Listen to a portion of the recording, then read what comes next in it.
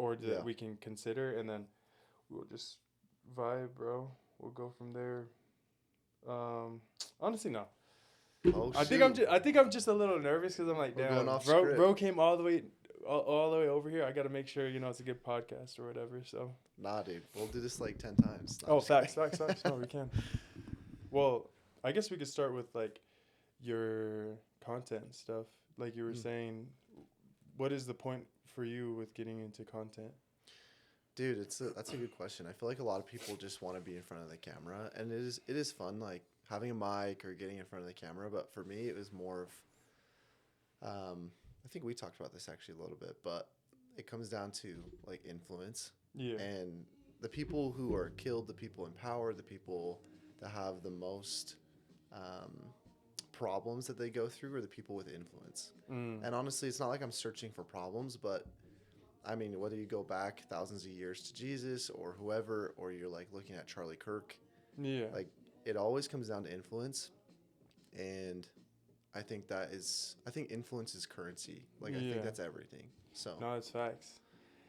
And I guess to go off of that, the hard truth that I think a lot of people don't realize is that influence will almost like put a target on your back from both sides. Like the people that are fighting for justice and truth and like equality, they want you on their side, but it's like they don't have as much of the resources and the power to use your influence to yeah. like the best abilities. And then the people that are bad that want the system to stay the same, they've got all the money. They're the ones that want to keep it the same because they have the money, and they don't even have to kill you now. They just have to make you look crazy. I think I Yeah. heard that. I think we talked about that quote where it's like, if you want to get rid of someone, you don't kill them, you make them look crazy. Yeah.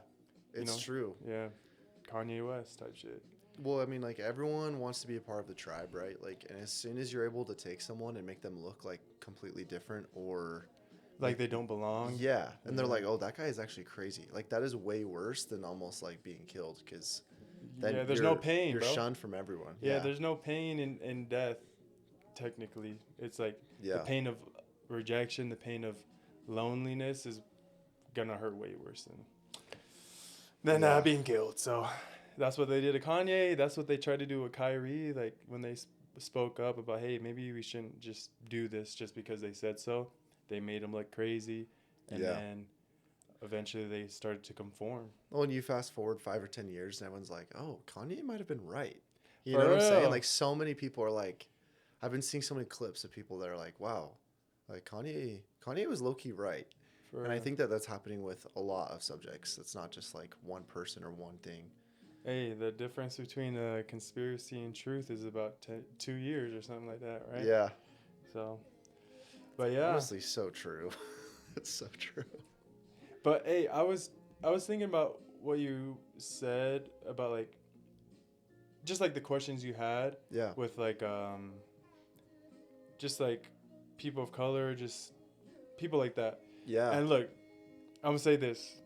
Even though this is in there, this is a safe place, bro, Yeah. to explore ideas.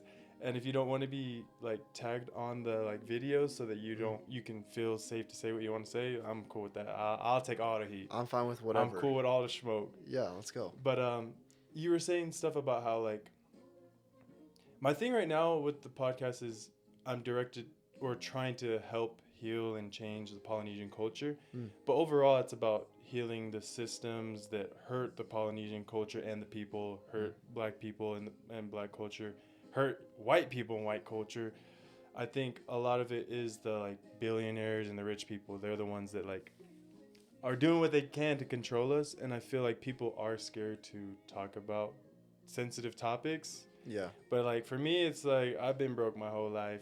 I've been through tough things. So someone not liking me or someone making fun of a video that I made, it's like, bro, I had family members making fun of me for certain things that I was insecure about. I'll be all right. Yeah. So, but I don't know why I went on that tangent. But do you feel like when it came to the belonging and stuff, and like you started to feel that as you got older, more confident, and like building your friends, do you think that you could have went in a different direction if you didn't have those pivotal moments that helped you feel like accepted by like the Polynesian friends you're around and like the brown friends you're around? Like if I didn't have those, what I've Those gone moments into, that you yeah, you said were like they like included you, helped you feel like helped you feel a sense of belonging. yeah, Do you think if you didn't have those, you would have went in the opposite direction and went like, yeah, oh, I'm just gonna have white friends. I'm gonna yes, be like, oh, fuck brown people. yeah. Do you think that was possible or? Absolutely. Because I mean, growing up in Utah, like there just isn't where I grew up. There just wasn't very many black people or Yeah, people of color in general. Like there was always like the Hispanics at high school, and like that yeah. was it. And so when I got in, I was working construction, and so like when I was working construction, and I got into like a lot of the Polynesian culture, Mm-hmm. it was like all of a sudden I was the minority, Yeah, and I was like, oh, my looks or being white doesn't help here. Like I for have to like pour the same concrete that they're pouring. yeah, I have to do the same thing that they're all doing. And so, um, yeah, but no, it did make a huge difference after some time once they realized like, oh, this kid's normal. He's cool. He's whatever. yeah, And then they started including me a lot more because then I started like seeing, it's not that I wasn't seeing past it before, but almost in a sense of like, oh, like, because I never grew up with brothers. I have four yeah, sisters. yeah. And so it was cool because I started feeling like a brotherhood and I was like, oh, wow, like they got my back. And I still remember there was a day where we were working and someone was not like picking on me like you would think in high school, but like just teasing or something. But this dude like was like out to get me and it like wouldn't stop. And one of the guys was like, bro, shut up. Like just because he's white, dude, I know you're only picking on him because he's white. Yeah. And fast forward, it was cool to watch me and the guy who even was picking on me to like become my friend because dude, this is kind of a tangent, but um it did a lot and like everyone started bonding a lot more. I'm like, how are y'all bonding over pouring concrete? Like this is the weirdest thing ever, dude. Like, He's like, but this is low key. yeah, this is sus. No, just Nah, kidding. bro, No, but it was cool. Like I was like, dude, this is awesome, and it opened my eyes a lot more. And so a lot of my friends now are poly. Mm, um and I think that your question comes from a good place. Like I think it's true. Like I would have just been like, all right, yeah, like I worked construction and all the polys were mean and and they picked on me. they were so racist. It was so annoying and like I'm never talking to polys again. Like that could have happened. Yeah, And so I think that's a big part of racism right now, honestly. yeah, Is a crazy topic, but I think that a lot of people just like sit and they're comfortable like, oh, he's just racist. Oh, he's just racist. yeah. And like no one's making a lot. Effort Yeah. to like be curious. Yeah, like no one Yeah. is like, hey, like okay, this kid's like tall, white, Obviously from yeah, Utah. No, yeah, like, and it's like they're like the fact that the one guy gave me a chance and it was like we hit it off and then like the next guy, the next guy, the next guy, next thing I knew it was like me and all my poly brothers. You know? Yeah, bro. So And it's true that it definitely could have went a whole different way if they just saw that dude picking on you, knowing that he's picking on you because you're white, and just let it be. yeah, Like you would have built some more, like that would have negatively impacted some you, resentment. and you might have become racist. You Yeah. never know Yeah. towards Polynesians. But Yeah. I think that's the problem, is that people are too scared to stand up or like Mhm. to fight against evil or bad. Like they're not willing to stand up for what's right, or they are willing to put people down to feel good about themselves or Yeah. feel like they belong. Like maybe that Polynesian dude felt like, what was he, Tongan? I think he was Samoan? I yeah. knew it. See, I was trying to give Yeah. it the benefit of the doubt. You know, Yeah. they're my people. No, Yeah. but I think it probably comes from it.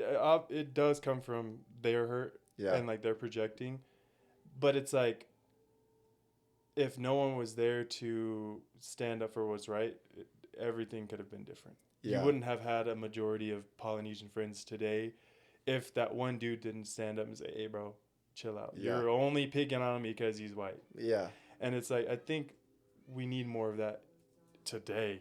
I think there's Dude, a yeah. lot of people. I mean, actually, it's hard because it's like it's like polarized. There's a lot of people, or I don't know. There's people that want to stand up and say, "Hey, that's racist. Let's get them fired," and then there's a lot of people that won't and that are Yeah. actually racist, and it's like where's the balance, bro? Like, Well, what? dude, and the thing How do we is fix like, that? I feel like everyone is just pointing to exactly what you said, just like, oh, let's just get that guy fired.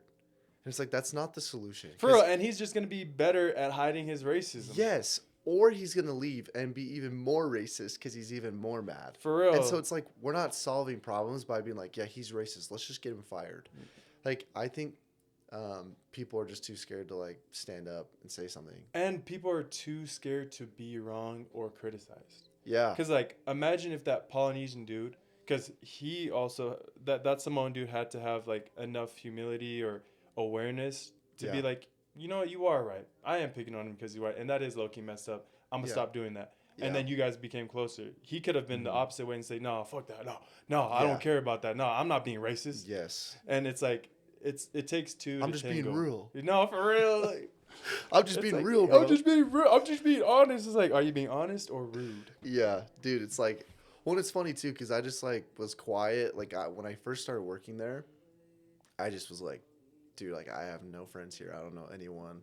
I'm just gonna throw in my AirPods and I'm just gonna Yeah. like work. And it's good, but at the same time, I should have reached out too. Like Yeah. I think that's one thing that I'm trying to work on is being the guy to go out and just be like, "What up, bro?" Like you at basketball. Yeah.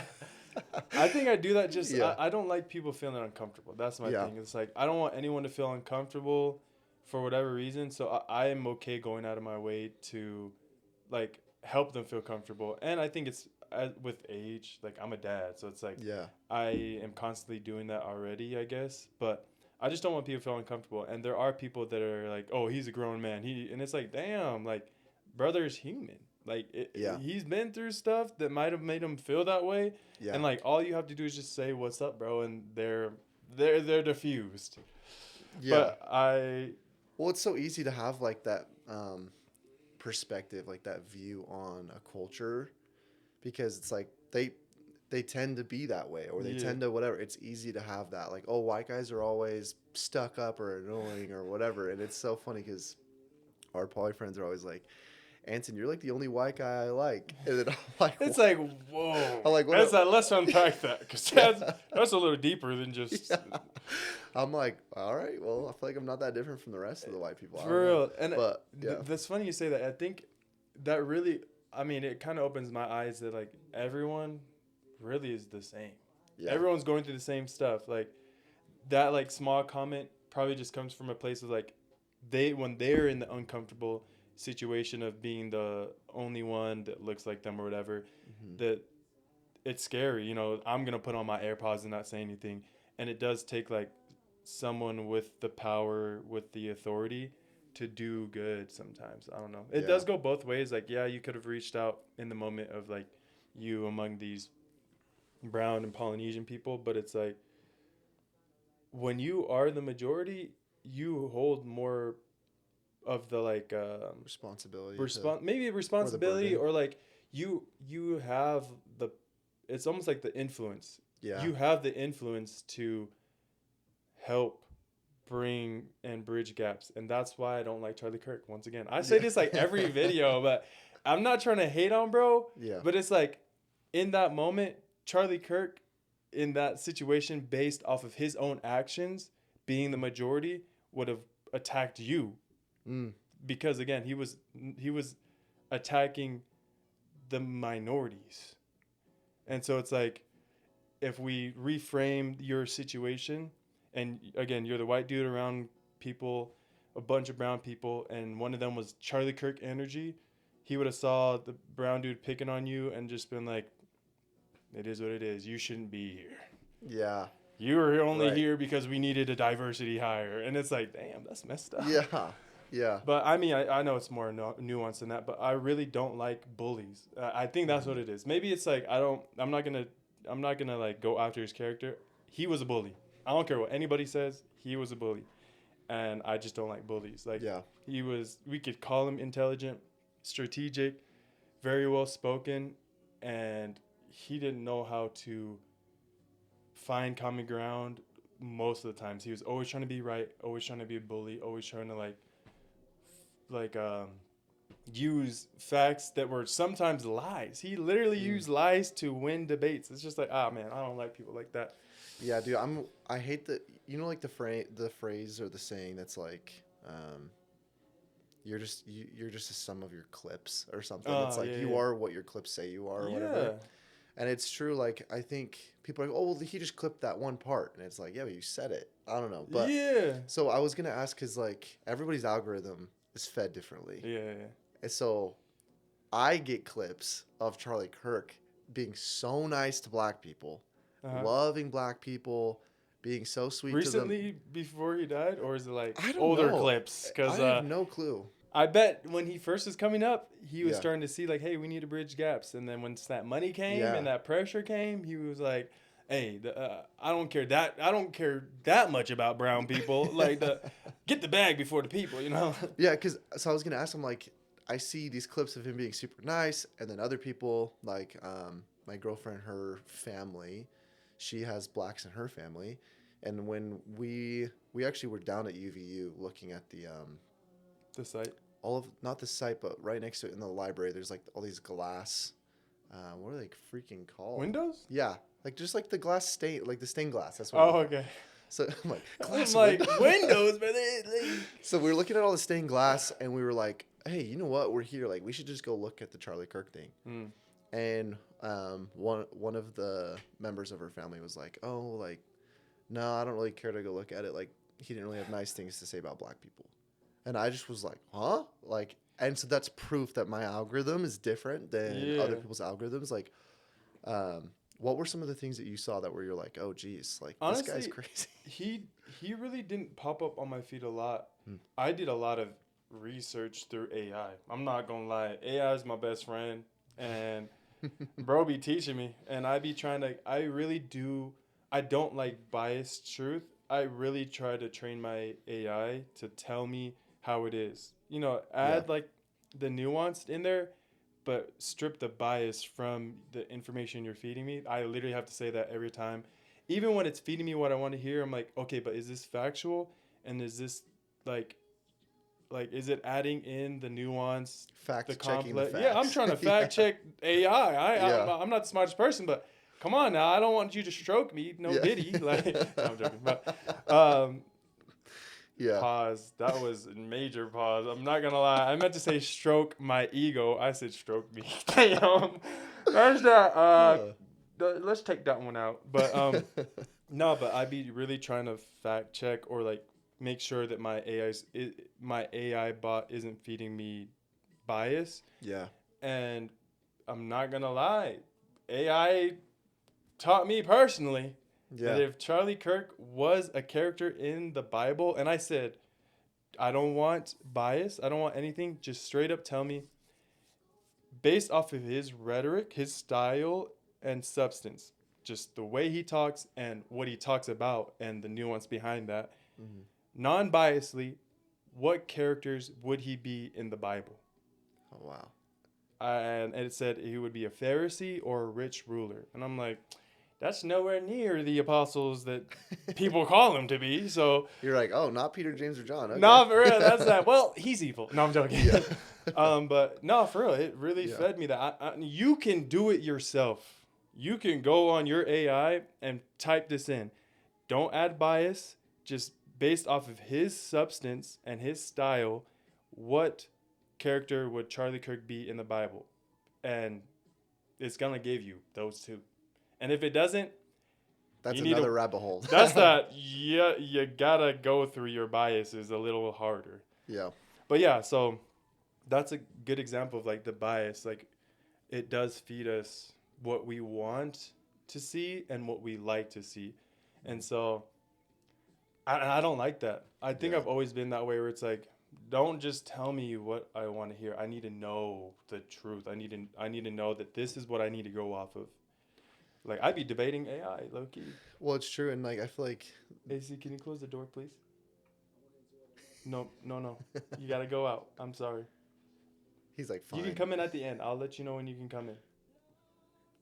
Thank you, baby. So cute. That's that. He's so cute. Thank you, thank you. No, I feel like that's the cognitive bias that everybody gets though. Is they like, you're in this place where you Google stuff or you're watching videos, or I feel like TikTok for a lot of people has become Google, where they're able to just be like, how do I do this? And there's a TikTok video on it, or Yeah. how do I whatever.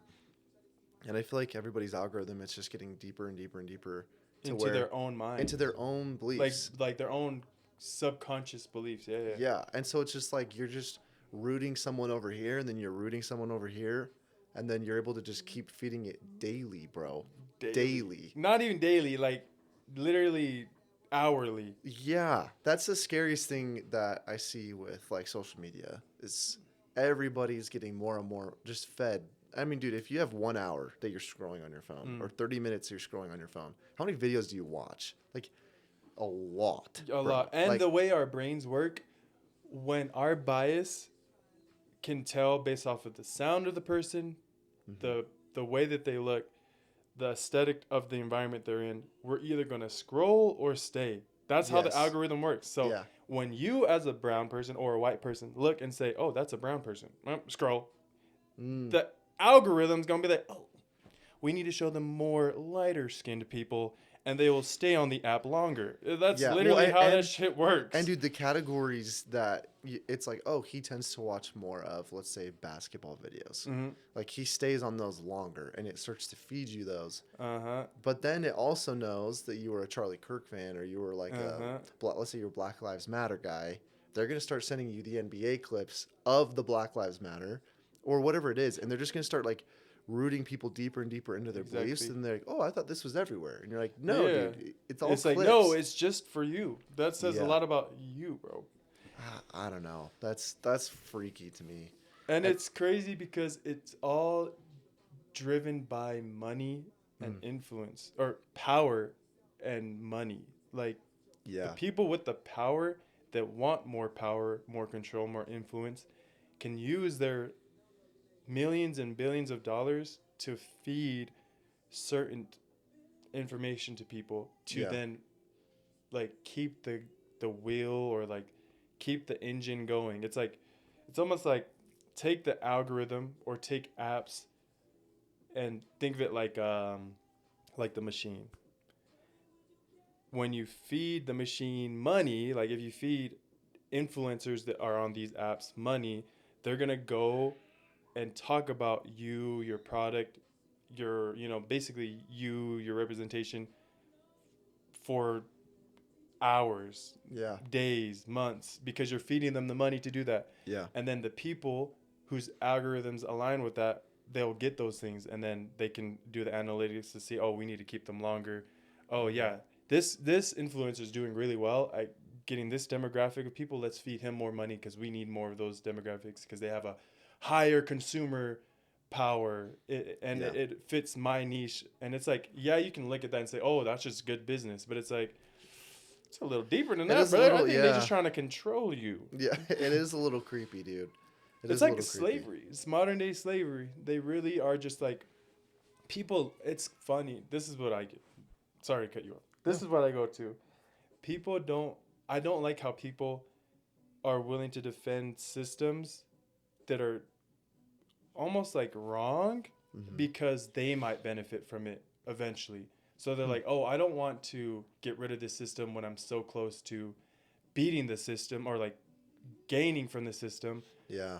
And it's like, I think that's like a major issue, is the money that will make people sell their passions and energy and their righteousness and soul so that they can just get that money and feel comfortable. Yeah. Because that's what it comes back to. Some people are just scared because they think, what's going to happen to me if I try to stand up for what's right and say that maybe we need to do something different.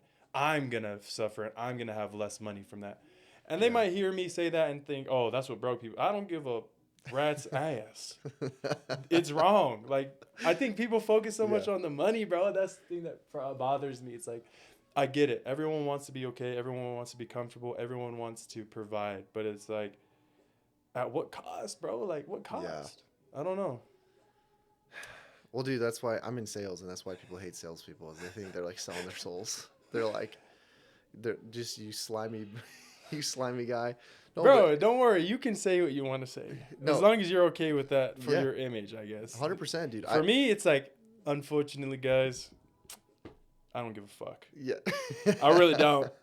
I try not to use swear words around people that feel I uncomfortable with love this the guy, swear words. TJ. But it's like, you guys gotta wake up.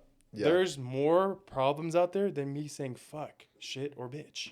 Like, Yeah, I no, it's promise true. you, There's a lot of there's problems a out there. lot more gruesome, disgusting problems than the way that I choose to use my words. Yeah. Like, I'm sorry. You guys got to get over yourself. I'm not going to make anyone bad. If anything, I'm making people wake up. Like, stop being a sheep, being led by wolves in sheep clothing. Who told you to watch out for those type of people? I'm not one of them. I promise.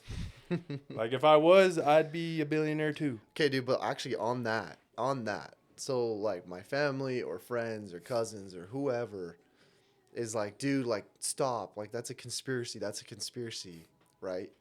And I'm like, dude, this stuff is like all in the Bible. It's Yeah. also in the Book of Mormon, and so it's like, dude, like my mom, for example, was one where she's just like, ah, see, I don't believe in any of these conspiracies. Like, why would someone do that? And I'm like, Well, yeah. It's like, it is, it's so innocent to think like that. I will yeah, say, it's innocent to be like, damn, why would someone ever want to take advantage of my misfortune? Our whole society. That's literally what capitalism stands for. yeah, Capitalize on someone else's misfortune or on their yeah, misfortune. Bam. Because it's yeah. like, in order for you to make money, there's two ways you can go about it: the right way or the effective way. And in capitalism and in the way our society works, doing it the effective way comes at a cost of fucking people over. Yeah. You got to, or you'll be waiting for a long time to be rich. Now, I'm not saying you can't have a healthy, comfortable lifestyle doing the right thing. You can, but to reach some, like, I would say anything over multi-million, Oh you yeah. gotta get grimy, gotta get slimy with You it. gotta You do. feel me? I mean, there's got to be a corner you cut. I don't know. Like, a But yeah, going back to your mom. Sorry, I just cut you off. oh no, dude, I love these little rabbit holes we get into, dude. No, it's like yeah, my mom was like, well, I don't know, like I don't believe in that, and I was just like, all right, mom, well, you're a big believer in the Book of Mormon, right? She's like, yeah. Like, what does it say about our day? She's like, well, She's like thinking, I'm like, hey, all right. It talks about like the Gadianton robbers, right? And then I'm like, and it talks about secret combinations, Yeah, secret societies. secret societies. Like, if that's made for our day, who's doing it? She just really had to think about it. She's like, I don't know. I'm like, mom, it's the stuff you hear about. It's the stuff that Yeah. you're like, people are controlling us, or people are trying to They're change trying to beliefs, or use. They're trying to control us and then extract and exploit us while making us feel like we belong. That this is okay. Like, yeah, it's so sad, bro. dude, it's just it's crazy. It's evil, but it's real, and so you just have to start seeing it. And that was another big reason why I wanted to do a little bit of social media and start putting out tactics that I've learned or whatever from. There's this guy named Chase Hughes, and he's like a behavioral expert. And so when I learn stuff from him, I'm like, wow, I've seen that in real life. Like, that's gotten me before. And then I want to turn Like an around. example. Really simple one would be like, he talks about what's called like the PCP model. And it's literally just if you can change someone's perception of a situation and then you can change the context, then it's going to change their internal permission to like believe it. And he breaks it down. So like if I was in Damn. sales, like it's really simple. And that's how like people do psyops is like 3 steps. It's really easy. It's like 3 steps. She's dumb. Here's 3 steps on how to overthrow a government. No, I'm just kidding. Or these are 3 steps how to make someone feel like they are happy to be screwed Yeah. over their whole life Mhm. and give their whole life away to us and our machine Yeah. and our capitalism and until they die and think that they're doing it in the name of God Yeah. and eternal salvation. Well, Like, how many people do you think we could get to believe if they just give us all their money, all their time, and all their happiness, that they'll think they're winning? Like, damn. Like, it's crazy, bro. But like a really good example is it's like in door to door when I'm selling solar, instead of being like knocking on the door with the hat and the iPad and the badge and the like looking like a sales guy and then being like, hey, I'm here to sell you solar. that we all know how that goes. That's way Yeah. hard. That's a numbers game. But one thing that um, I learned from that guy is like, all right, change how you dress because you want to change how they perceive you. Yeah. And then it was like, okay. So I started dressing like Just almost like a landscaper or like a. I mean, I was wearing like the military work boots, khaki pants, gloves, just like a you work look like shirt. you're working, like Yeah, you're blue clipboard, collar. blue collar guy. And then I'd like knock a door, and I would my whole pitch wouldn't be about solar. My whole pitch would be like, hey, there's a lot of stress on the grid. We're trying to take stress off of the grid. Everyone's moving to Utah. Context. And Change they're like, the oh, context. okay. And then I'm like, so what they're saying now is if you allow to have your guys' power produced here at your house instead of through the power lines, it helps take a lot of stress off the grid and your bill won't go up anymore. And they're like, oh, so how do they do that? I'm like, well, it just kind of depends. Like, what would you feel like is the best way for them to produce power here? And they'd be like, oh, I mean, solar probably. And then it's their idea to go solar and not my idea for them to go solar. Yeah. And it was just so funny because that's such a step one, right? Like lowest level of just like, I'm just going to change how I don't look like a salesman anymore. I'm not going to talk about solar. I'm going to talk about the benefits of solar, like how it takes stress off the grid. And then I'm going to talk about the problem of like the context of things that they know are going on. Like they live in Utah. They know their power company. They know that there's a lot of stress on the grid. And so something so simple is like, oh, I'm still selling the same product, but now it's not them going solar for green energy. They're going solar because like they need to do their part and take stress off the grid. Yeah. And it's so funny, dude. It's just shifting then my question the is context. that is so effective and that makes a lot of sense. How do we do that Yeah. to like help people like stand up or not? See, I don't want it to sound like a protest or rebellion. It's more just like Yeah. be aware that like what is going on right now is not right. First of all, Yes. I don't think they just I feel like we're so detached from our body. Like Yeah. we're just they just have us divided in ourselves. Like our mind is here focused on this and our body's at work doing this and our passion and longing is over here. And so you're so used to being in that hurt and duress and stress that you're not just thinking like that things are that bad because internally you're suffering more. Yeah. You feel like you're going through so much that like no one's probably going through this. It's just something I got to deal with. And it's like, nah, bro, what if I were to tell you that more than half of America feels like how you do? It's like, then you would feel like a little more, like you're willing to do something because it's like, whoa, it's not just me. Yeah. It's not just me going through this and feeling like the stress and the anxiety of one bad month will really put me homeless, bit damn near. Like, I heard this quote from this dude that I follow that is fire. You are closer to being on food stamps and SNAP benefits than you are to being a billionaire. That's a bar. But you're willing to defend the billionaire more than you're willing to help the poor needy that need it. Just because you don't need it today, shit could happen and you could need it next week. Literally, it's that quick. And it's like people don't realize that goes back to like they're so divided in themselves and so much turmoil and stress and trying to keep this boat floating that they're not able to be aware of the bigger picture of like, oh shit, I'm damn near 30 days away from being on SNAP benefits. Yeah. You know, what can I do to help those people? Because maybe one day I might need it. Yeah. They're willing to get rid of that and be like, oh, the billionaire, you feed them, they're going to feed us. No, bitch. They aren't. No billionaire is going to feed you. I promise you that. Did you see that Billie Eilish thing where like she went to this like event where with a bunch of billionaires, multimillionaires or whatever, and she won the award for the biggest donation? Oh, really? And this is off of hearsay because another friend said it to me, but I mean, I believe him. It's whatever. It's on TikTok. We should probably pull it up. But basically, she just says like, how did I win by no means am I a billionaire or have the most money in this room, but how did I win the award for biggest contribution to to charity? And it's like, you want to defend those people. I'm curious to see how much money it was. I think she like contributed like 10 million and her net worth is 60. Oh wow. And it's like Jeff Bezos has $250 billion in net worth. people are gonna say, "Oh, but that's not look." It doesn't matter. Yeah. He has $250 billion in net worth. That means you got to go all the way to 999 million or 999,000 millions Yeah. to hit 1 billion. Yeah. And he has 250 billion of those. And he didn't have the biggest contribution. It's just That's like insane. and you're willing to defend them over the people that are on SNAP benefits working 3 jobs to try and like I know someone Mm-hmm. that's a teacher that is willing to take a pay cut because of their situation.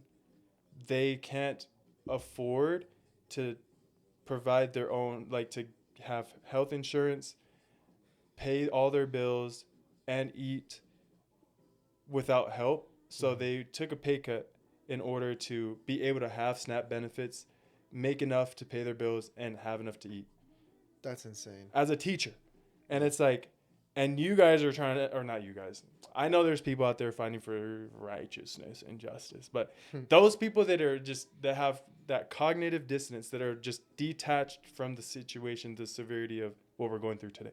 Yeah. And they're willing to say, oh, yeah, let's just get rid of that shit. Yeah. Let's get rid of benefits for the poor and needy. And it's like, and you call yourself a Christian. Jesus was not defending the Roman government or the Jews. He literally came to Jerusalem to tell them, you're being screwed over. The way they're doing things is wrong. And they killed him. And it's like, we're doing the same thing today. It's Influence. like, it's crazy, bro. It's crazy. I just went on a huge tangent, but isn't that crazy? It's like, man, everyone's so busy, so stressed about surviving themselves. They're not realizing what's going on. Well, and that's like what they want, though, is they want everyone to be so worried about their own situation. Because then you're not going to worry about other people. You're not going to worry about bigger things because you're worried about your your little day to day, household. your month to month. Yeah. It's crazy. Like, it's all... Well, and back on the PCP model, dude, it's like they just want... The perception they want to change on themselves is that they are a loving government, a Christian government, whatever you want to call it. And they're like, oh, that's... They're changing their perception to be someone that we would all agree with. And then it's like they're able to change the context on everything because they've changed the perception. And so whether it be Charlie Kirk or whether it be whatever, and they're able to just say, hey, actually, this is how it is. And we're like, oh, okay. Then we believe that instantly because we've already agreed to the perception change. And so it's like they already have those 2 steps. So instantly we're giving ourselves permission to believe them. So I don't know, dude. How do you think it affects your family? Like, do you see it affecting your family? Like, I mean, like in what sense? I would say yes, but like in a lot of like ways. In the sense that we're talking about, in the context of like that they're taking advantage of us and that we could be a lot better, a lot more happier if the government and the overall system was changed to be more inclusive or be what they say that they want us to believe, right? Yeah. It's like, do you think your life would have been different for the better? Like, because like, I mean, not in like a racist way, but I just want to know for a white dude in Utah, it's like, how is your family being affected by the government? Like by the systems in play, or are they? I mean, I would say, it's a great question. Holy cow. I would say, though, a big thing is everyone's affected by the social media that we talked about. I think a lot of that is pushed from the deep state that people don't realize. Like, I think. What is the deep state? Oh, I like this conversation. Nah, for real. Yeah. I've heard of it, but it's like, I want to know from your perspective, or like just like your knowledge, what is the deep state? Because all I can think about is like, all I hear, my subconscious mind goes to conspiracy theories. Yeah. It's just like all of it is just I mean, conspiracy. I think everyone would agree that there's evil people out there. I think there's people that, sometimes they strike gold and they have a lot of money that way, but overall, it's exactly what you talked about. You either do it the right way or there's an efficient way. And I think that once you get into the efficient way, there's problems that happen. There's blackmail that happens. There's things they do to really to keep get it to the going. point. Yeah. Yeah. And so, like, once they do those things to get where they want to go, people are all like, well, we know what this guy low key has done. Like, other billionaires will be like, I know what that guy's done. And there's Mm. blackmail. And I think that it turns into this thing of like, hey, we want more money, or we want more influence, or we want more whatever. Or, hey, we need this to go our way. And Or we need you we to be a will part of tell our on you. play. Yeah. Yeah. We need you to Mm. act a certain way, and we need you to push these agendas because then we get more money, or we get more funding, or whatever. And everyone benefits at the like within this secret society. It's like you Yeah. benefit too from this, bro. Like, Yeah. yes, we're gonna need you to Yep. say that you did this and that, but then that will allow us to overall make money, and you get a slice of the Have pie. you ever seen the movie Eyes Wide Shut? I think I've heard of it. I think I've heard of Bro, it.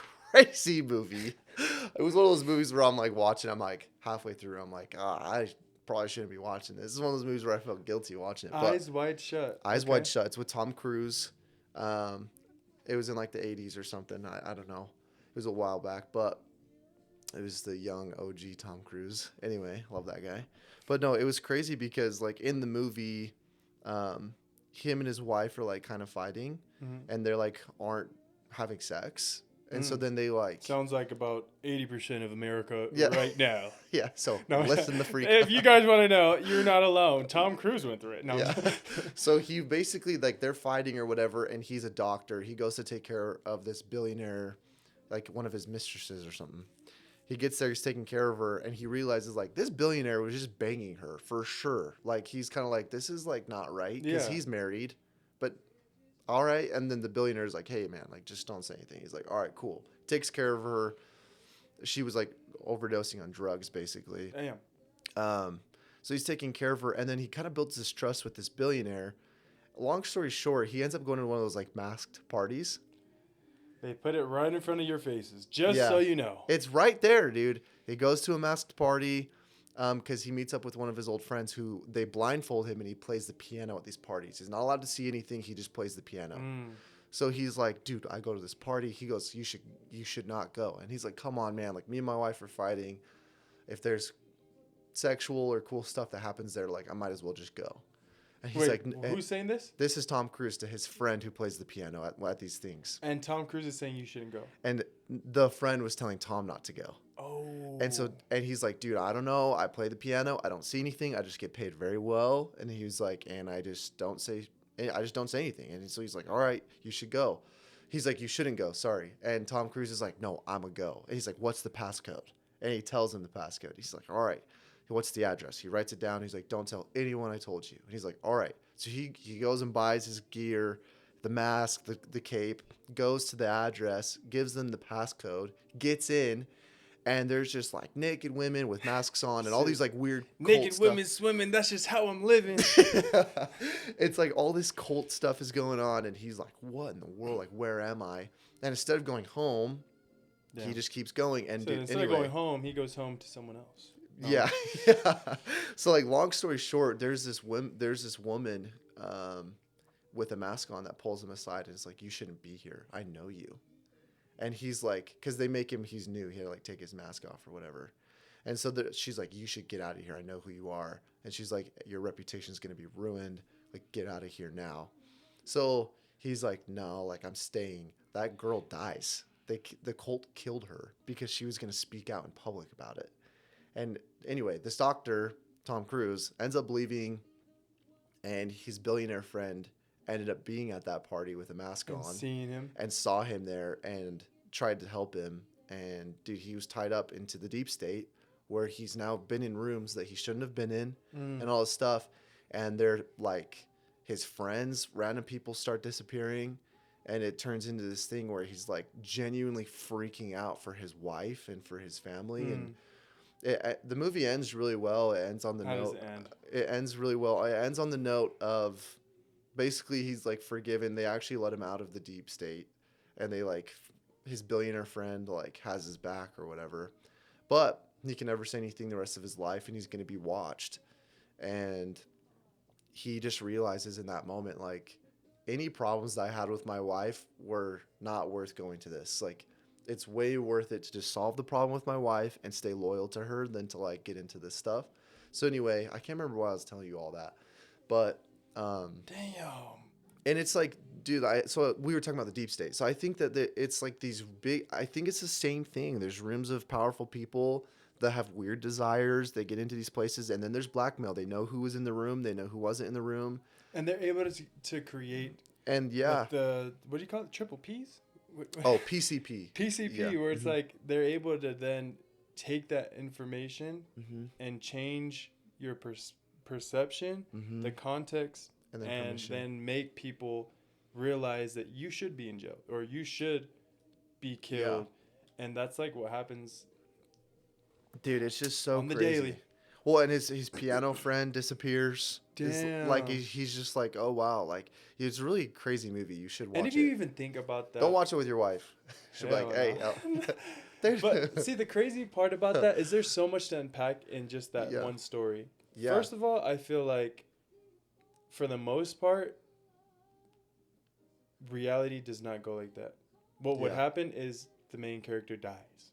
yeah. Like I feel like it's almost conditioning that or yeah, you're trapped in it forever. yeah, Yeah. nah, I feel like they only want two things out of you. Either you're in it or you're out. You can't Yeah. serve two masters. That's probably Yeah. what they be saying in that shit too. Yeah. Also, Yeah. sorry, sir, you can't have one foot in and one foot out. Either all the way in or we're taking you out. Yeah. No, I'm No, joking. dude. But Straight like up, though. that's, it's so.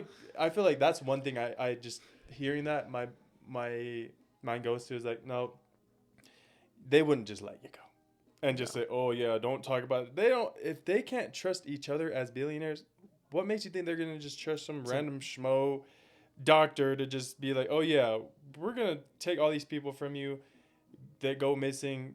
Don't talk about it. It's like, no, like that's not how that shit works. It's a lot more Yeah. complicated than that. But the other thing that's sad that I got from that was like, man, his friend got taken Yeah. and probably killed because of his dumbass. Yeah. Like they just skip over that part. Yeah. They're like, oh yeah, you're able to live and just go back to your normal life with a little better perspective, but we took your friend that had nothing to do with it. It's like two people died on your watch. On your Yeah. watch because your dumbass was curious and wanted to choose going to this nasty ass party over just trying to work things out with your wife. Yep. And it's like, I feel like people do that a lot. Like they really don't understand. They're like so, again, they're so divided. They're so like distant from their Yeah. own selves that they don't realize the consequences to their actions. Like, Dude, it's Man. just crazy, dude. It is crazy. So I think with the deep state, like that's what it is. I think there's just a lot of control and blackmail that people have on each other, and then they can just use that to how they like. But overall, like, what's the point in keeping all of us distracted? Is this really just so that the rich can get richer? It's just so that people can keep getting. see, then my Keep question is like, growing. what is the point? Like, I'm really, that's like my. Also, one- here's the hot take. That's my one question is like, what's the point? Why do you need all that money? Like, Bro. once you hit like once 'Kay. you're making $1 million a year, Yeah. once you're making $1 million a year, you can do Really, everything. whatever you want. Yeah. You can do everything with $1 million actively coming in every month. So what happens when you have someone who's super rich, has bought the jet skis, the cars, the houses, the everything, and then they're like still making millions of dollars? Like what do they do with that money? And it's like, especially if they feel like they have everything, Bro, that's when I think that's when the serious like The weird sadness shit and comes in? loneliness happens, is when you're that rich, and then you start getting these weird desires, dude. Or you just feel like it's not enough, or like it didn't fill Yeah, the dude. holes. Because you're just hitting these new highs, right? Like, oh, the jet skis were cool for a little bit. And then, oh, and that house was cool for a little bit. That car was cool for a little bit. And then it starts turning into like, but I have been with the same wife for a long time. That's something I could change. Maybe I spice it up and go do a little nasty thing at Yeah. this party, like, Yeah. and it won't be like, because I have so much money, so much time, I will get away with it. Yep. And then it's like, oh, I see what you're saying. It's almost like, again, dopamine.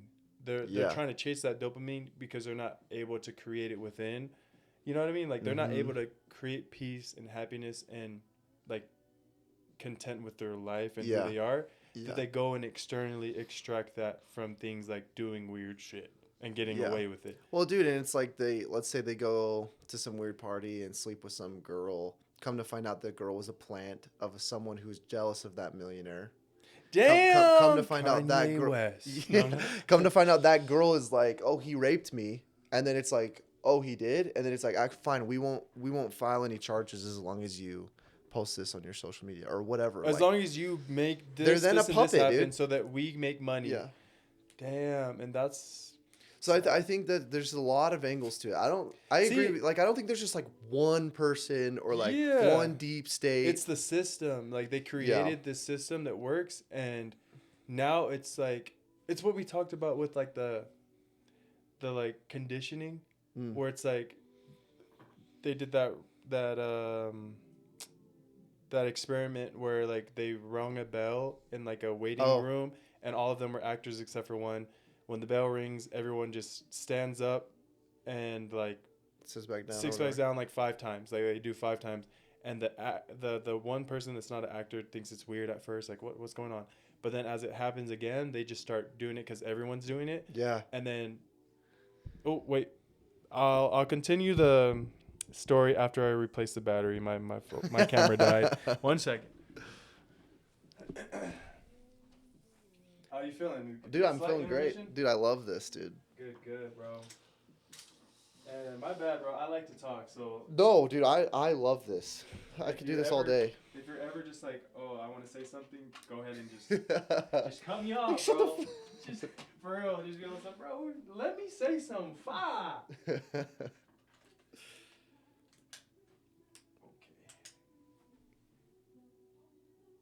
All right. Good.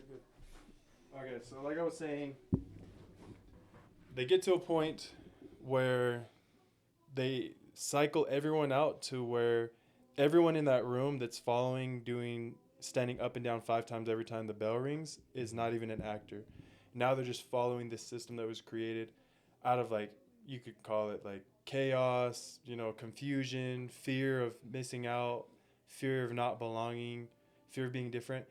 And I feel like there's a percentage, it's a numbers game. You might get someone that grew up with both parents, a stable house, confidence, to where when that happens, they're not going to do anything. They're going to be like, oh, this is weird. Yeah. Why are you guys doing that? I don't have to do that. They're able to use their internal lessons from childhood and just all these things they grew up with that helped keep them emotionally, mentally resilient.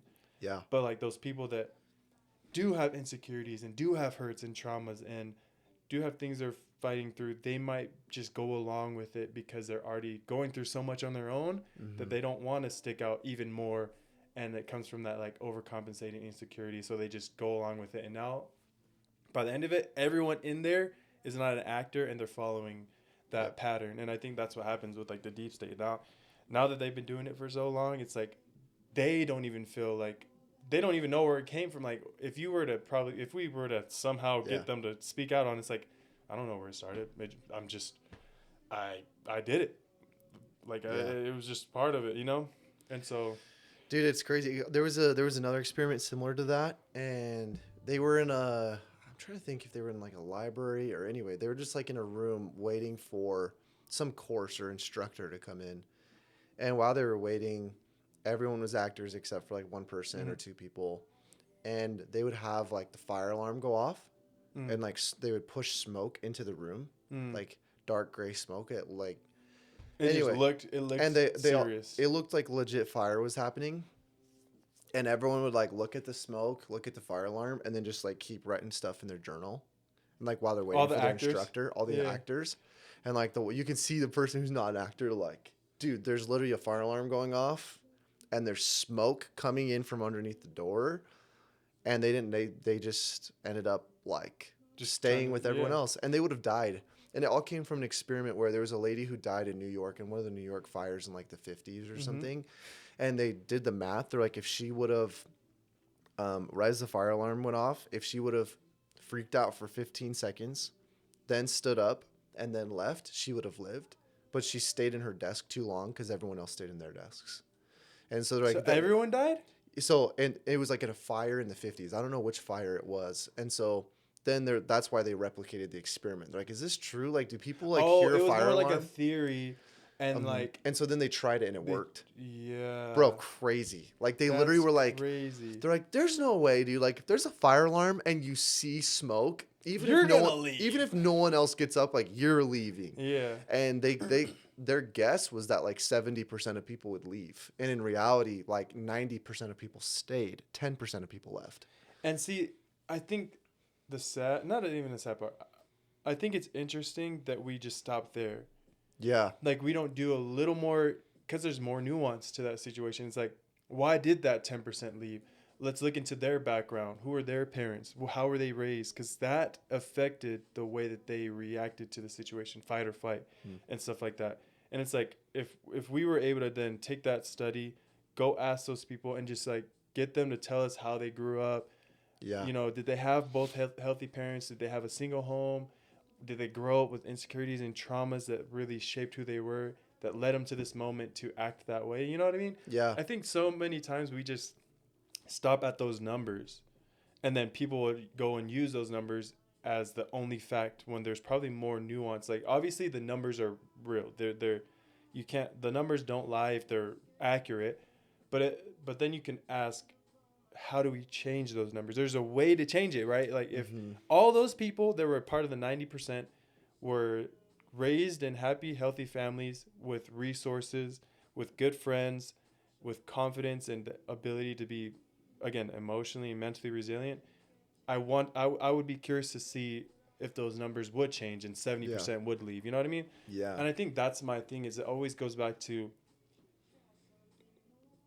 it's both the system of the smoke and the alarm plays a part where it's like you should have left when you saw the signs. Yeah. But then you're trying to blame just the people for not leaving. You know what I mean? Like yeah. Charlie Kirk did that a lot, blamed black people and black communities and immigrants for being the problem, but it's like you got to zoom out. There's more nuance to these numbers. There's more nuance to even what you're talking about. Yeah. And it's like we've got to dig deeper. People don't have time to go and dig through it themselves. You're the influencer. You're the one. You're the public figure. You're the one that does this for a living. Yeah. So you know what you're doing. You know what numbers you're trying to use to push certain narratives instead of speaking the full truth, the whole truth, and nothing but the truth. It's like you're just speaking your truth. Yeah. You know what I mean? I don't know. Yeah. Well, dude, and it comes down to when you were talking about like the changing the numbers, there was Chase talks about obviously there's like the logical side of the brain, and then there's like the mammalian part of the brain where it's like it's called the what? The mammalian, like the animal part of the brain. So there's because like people, they always say like in sales, for example, like do people buy on logic or emotion? Like they buy on emotion and then they justify it with logic. And that's exactly how the brain works. So like you don't make like a logical decision to go to the bathroom or to like to eat or to blink or to whatever. That's like your nervous system. Like that's the animal part of the brain that just keeps the heart beating, that keeps the you instinctual safe. parts. The instincts. Yeah. So where was I going with that? Oh, so with these experiments is they brought it down to 4 things where they say, okay, how does the logic part of the brain work and the animal part of the brain? So first, the animal part of the brain where they're like, all right, it always comes down to 4 things in this order. Is its focus. So it spells fate. Okay. So it's focus, authority, tribe, and emotion. It's those 4 things. That's crazy that it even spells fate. Yeah. So cool. they'd be like, all right, like thousands of years ago, you're in a tribe, you're walking and you had to carry water on your head or something over and over. You take the same route every single day. But as you're walking and you pass the same bush that you pass every single day, you hear a stick snap. Like, where does your focus go? It's like your instinct, literally the survival part of your brain is instantly focused on that bush, right? You just heard a stick snap. So focus, they talk about focus is currency. Like that is everything. Then it's authority. So we're programmed, like literally we're programmed. Even like wolves, all different types of animals, and they're all trained to follow an authority. The alpha. The alpha, right? Yeah. So then you have focus, authority, and then you have tribe. I mean, we all used to be part of a tribe. Your community, family. Your neighbors, your family, your same thing with animals. They have their tribes. Yeah. And then the last one is emotion, right? So like there's really a fifth one that no one really talks about. It's scripts. We all follow scripts, but that's a whole nother thing. So those four things is Chase talks about. He's like, look, if you can manipulate like for all four of those things, you can manipulate anyone on the planet. Mm. And so with these things, it's like, all right, smoke is going, fire alarm's going. It is not even the logical part of the brain anymore. It's all survival. So it's going to rely on those four things. Like, okay, focus. You're obviously focused on the that, smoke, and then you're focused on everyone else. Like, what is everyone else doing? You're looking for an authority to follow. You're looking for a tribe to follow, and then your emotions. So, so you're it's almost like emotions don't matter if everyone else is doing it. yeah. So it's like if the Have group, you heard of the Milgram experiment? Oh, bro, shoot. get into it. Let Dude, me know. you're gonna love this one, dude. Okay, It's called the what? Milgram experiment. So Stanley Milgram in like the 60s or 70s did an experiment where, so they basically said, all right, the experiment is we're gonna put an ad in the newspaper, and everybody, I think it was at Yale, they put an ad in the newspaper for people. They would say like, hey, we're looking for, some subjects. Do you guys want to help out? And they'd be like, oh yeah, sure. So anyway, they put an ad in the newspaper. Everyone's going to come onto the campus. Half are going to be actors, half are not going to be actors. But no one knows that there's actors, right? And what they did was the experiment was on electricity, shocks of electricity and learning. Yeah. Okay. So they get a small room like this size, and then they put a wall in between. And so on this half of the room, there was a desk and with a box on it, this electrical box with just a bunch of breakers. And each breaker counts up. It's like 50 volts, 80 volts, 100 volts, and it just keeps going up. Yeah. So the person, the actor, would be on the other side, and they'd be tied. They'd show, like, if I was the actor, I'd go sit in an electric chair. And then you, not an actor, would come look at me in an electric chair like, hey, like he's going to be here. This is voluntary. He knows that he's going to feel pain, but it's for learning. It's for the experiment. And they're like, oh, okay. So then they walk them back. They sit them into this chair, and they can't see them. They just hear them. So then the doctor that's performing the experiment would walk them in, and he'd give them clear instructions. If they answer correctly, no shock, right? Good job. Next question. If they answer wrong, it's a shock. And each time they answer one wrong, you go up a shock. You just keep going more and more and more. And if there's no answer, then you have to shock again. So they're like, all right, sounds good. So they start going, and they would like ask a question, and they'd be like, some stupid animal question or like something you would learn in high school. They'd get it wrong. They'd shock them. And they get another one wrong. They up to 20 volts, shock them. Up to 30 volts, shock them each time. So what they anticipated was, I think it's like 200 volts is enough to kill someone. And then the machine went up to 300 volts, but they didn't know. But each time they shocked them, it didn't actually shock them. It was just fake, right? Yeah. So they anticipated, dude, that only like 1% of people would get up to 200 volts, which is enough to kill someone. They're like, yeah, maybe 1%. Everyone else is going to stop halfway through because they're like, we don't like shocking this person on the other side. So they do the experiment, and the person would yell. They'd be like, okay, you got it wrong again. Next shock, yell. And then you get to the point where they're like almost to 100, 150 volts, whatever. And the person on the other side of the wall is screaming like, hey, I have a heart condition. This is going to ruin my pacer. Like, I'm going to die. Please don't shock me anymore.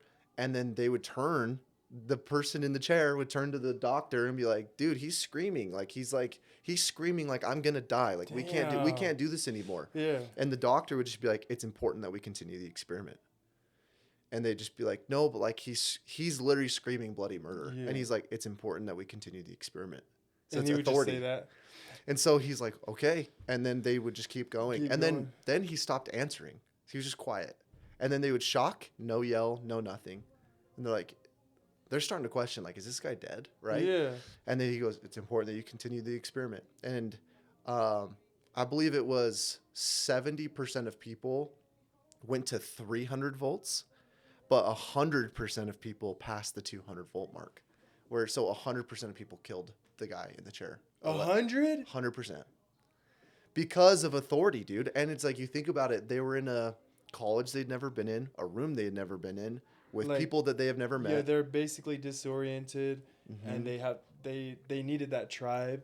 Yeah, Like they had they no needed tribe to some, follow. yeah, and so the tribe was the people that they're with in the experiment. It's like, Hmm. oh, they're gonna take care of me. I'm gonna be okay because I'm following their orders. Yeah, Is it? so on the fate, they only had focus and authority. They didn't have tribe, they didn't have Oh, emotion. oh, I see what you're saying. Yeah, so you're dead on. Like, they only had the authority figure. And so the alpha, the Mhm. whoever you want to call him. So it's just crazy, dude, like that 100% of people went past the 200-volt mark to kill people, but only 70% went like all the way. So there was a portion that, stopped at 250 It's volts or like whatever. after I killed them, I just don't want to Yeah. damage the body for the funeral. So it's just crazy, dude. Like, I think that when you look at a simple experiment where you say, all right, a college campus can put together an experiment and have 100% of people kill someone in 30 minutes, like, without even knowing, without knowing anything. like not even knowing the guy that's saying, "Oh, it's important that you do the experiment." You don't Yeah. even know him, Yeah. and you're willing to put your life and your like, they could have went to jail. Yeah. If it was real, Like they if would it have. was real, they could have went to jail for killing someone. Mm-hmm. And that helps me like also remember at the end of the day, everyone just wants to belong. Everyone Yeah. fears. Everyone has insecurities. We're human, Yeah. and I think that's another part. Like right now, Charlie Kirk is the only one I really go after because he's the most recent public influencer that was like big. Mm-hmm. And that's another reason why I don't like him as like a public figure for the people being a bully, because he's the he's the authority, Mm-hmm. and like he held a lot of people's decisions in Let a big his tribe. hand. And it's like people can, it's true that there's two parts to the story: his influence and your willingness to let him influence you. Mm. And so it's like I'm not just blaming him, people are also taking their own behavior to go do it. But even in this experiment, there's the authority and the person flipping the breaker, Yeah. and they both are liable. They both are um, responsible. They share the responsibility. And I think a lot of times people try to almost put the responsibility all on the like, what would you call them, the person being acted upon. Like the subject. Like or whatever, everyone yeah. tries to blame the victim. We can Yeah. even call him a victim. Yeah. Like we always try to blame the victim or the person that doesn't have the authority, that is just trying to find their tribe, that is being divided through systems, deep state, money, and influence. We Yeah. put all of the burden on people to just have it figured out, when it's like it's a collective effort. Yeah. And we do need leaders, we do need authority to help guide us, but that authority can be used irresponsibly. And I feel like Charlie Kirk was one of those people that irresponsibly used his influence. Hmm. Like I could say he said some good things, and there's attributes that I could take from him, just like how there's attributes I could take from Martin Luther King or Jesus. I'm not saying that. That's not about that. It's about how he irresponsibly used his influence. Mm. Like he knew what he was talking about. He was being paid. Like that was his job, is to provide his group, his tribe, his followers with proper information to go and be more aware. And Yeah. I feel like he manipulated that and used a lot of emotionally charged like statements to get what he wanted out of people. And Yeah. that's wrong. Like I don't care how you look at it, you could call me what you want. That's wrong. He took vulnerable people that were gullible, and I won't even, gullible was kind of negative, but susceptible to following fate, Yeah. the focus, authority, all those things. Yeah. And so like he used that to get money, influence, and get what he wanted, and that's wrong. Yeah. So it's like I don't know how you want to flip it, it's wrong. Even if he started out good and eventually became what he became, it's like he did that. Yeah. You know what I mean? Yeah. But then you can't even blame him, because he's a victim of someone else, like in the deep state. Like he got in, and maybe it was like some blackmail or something, a plant that made him kind of shift in that direction, So it's Yeah. like I can't even put all the blame on him. You know what I mean? It's just like an endless cycle, bro. Well, I did notice that in his last couple weeks alive, a lot of people have been talking about this. Is like he started asking questions. Mm-hmm. I think that's worth talking about. That's true. I think it is very, no, I agree with what you're saying. I see where you're coming from, but dude, it's crazy that he started asking questions and then was gone. Like, and I think They that, didn't even allow him the chance to change, bro. They just took no, him. yeah, it was just like, I honestly, What do you mean by they though? It was hmm, James Robinson that killed him. What do you mean they? no, he was I believe Tyler Robinson is like a plant. Like, Did you hear about that conspiracy of like that one movie that like almost oh, dude, like the the Charles Kirkland guy or Charles whatever? Kirkland dies on September 10th to a basically a plant James Robinson or Tyler Robinson. I said 10. Yeah. His name is Tyler Robinson, and he's the one that took the fall for killing Charles Kirkland on September 10th in this movie. I think it's called Snake Eyes or something like that. Yeah, with Nicolas Cage. Yeah. Dude, that's crazy. I And need that to watch goes back that to movie. Fates, right? Script, bro. There's Yeah. a script. There is a script, and we all follow scripts, dude. Like, what's the script in this room? The script in this room is like, I'm on your podcast. I'm supposed to be very nice, very cordial. No one said that, but I have to. Yeah. That's the script. That's we the follow. script that you're following, yeah. And that we were raised on scripts, and so when you go to church, you're very nice at church. You don't ever you don't ever break the opinions of others. You don't like You don't get challenge into, it. Yeah, you don't challenge. You don't challenge authority. Mm-hmm. You don't question. Doubt your doubts before your faith. And so, You know? dude, like when I'm in a room, like that was one thing that Chase had challenged. He's like, dude, when you're in a room, ask yourself, where do the people that own this building or this room, where do they want my focus? Who do they think is the authority? Who is my tribe supposed to be? What emotions am I supposed to be feeling? And then what scripts do they want me to follow? Damn. And dude, that's been like one of the most helpful things for me is like there's to sniff out the BS, right? What would you say was your analysis coming into here? I feel like Go I didn't ahead, even be have honest. one, dude. You're my G. I know. Bro, I let his guard down. Now I'm gonna really. He's like, now I'm gonna get him. Now I'm gonna shake my pause. Never mind. I'm not even gonna go there. But yeah, no facts. And I think, but what about that? Like, what about people who take advantage of that? Like, bringing someone's guard down to not analyze the situation. Is it like, how do you find the balance for that? Like, you can't walk around every day analyzing every single thing, or you'll get exhausted and burnt out. So like, how do you? Well, so the best answer. So Chase, he's a behavior profiler, and he literally was like, they're like, can you turn it off, or is it like always on? That's what they asked him, and he's like, dude, honestly, yeah, I can turn it off, but then off camera, he's like, that's a lie. It's always on. And I think that it's easy to say you turn it off, but like you should always be analyzing. It is always on because you got. That's like survival awareness 101 is always be ready for the unexpected. Yeah. Well, I mean, I think we're always subconsciously reading people, you know. We're always like, is this guy, you have that gut feeling when you're with someone, like, can I trust this guy, or like, would I trust him with my wife or my life, you know? See, and I think that's very true. I think that we do need to be aware of that we should. And it's almost like it's so important to trust I think your gut. people don't realize how powerful we are as humans too. We're not above anything on earth, but we have our own powerful features that help us get through life. And one of them I feel like is that ability to discern, or like intuition. Like I feel like men need to work on their intuition. I feel like a lot of times we rely on logic and muscle, like and women definitely are a little more in tuned with emotions, energies, and like being able to feel that, you know, I don't know how you feel, but I really do feel like women have that, like that gift comes easy for them. But like, but humans as a default or a preset, we all have that ability to be intuitive.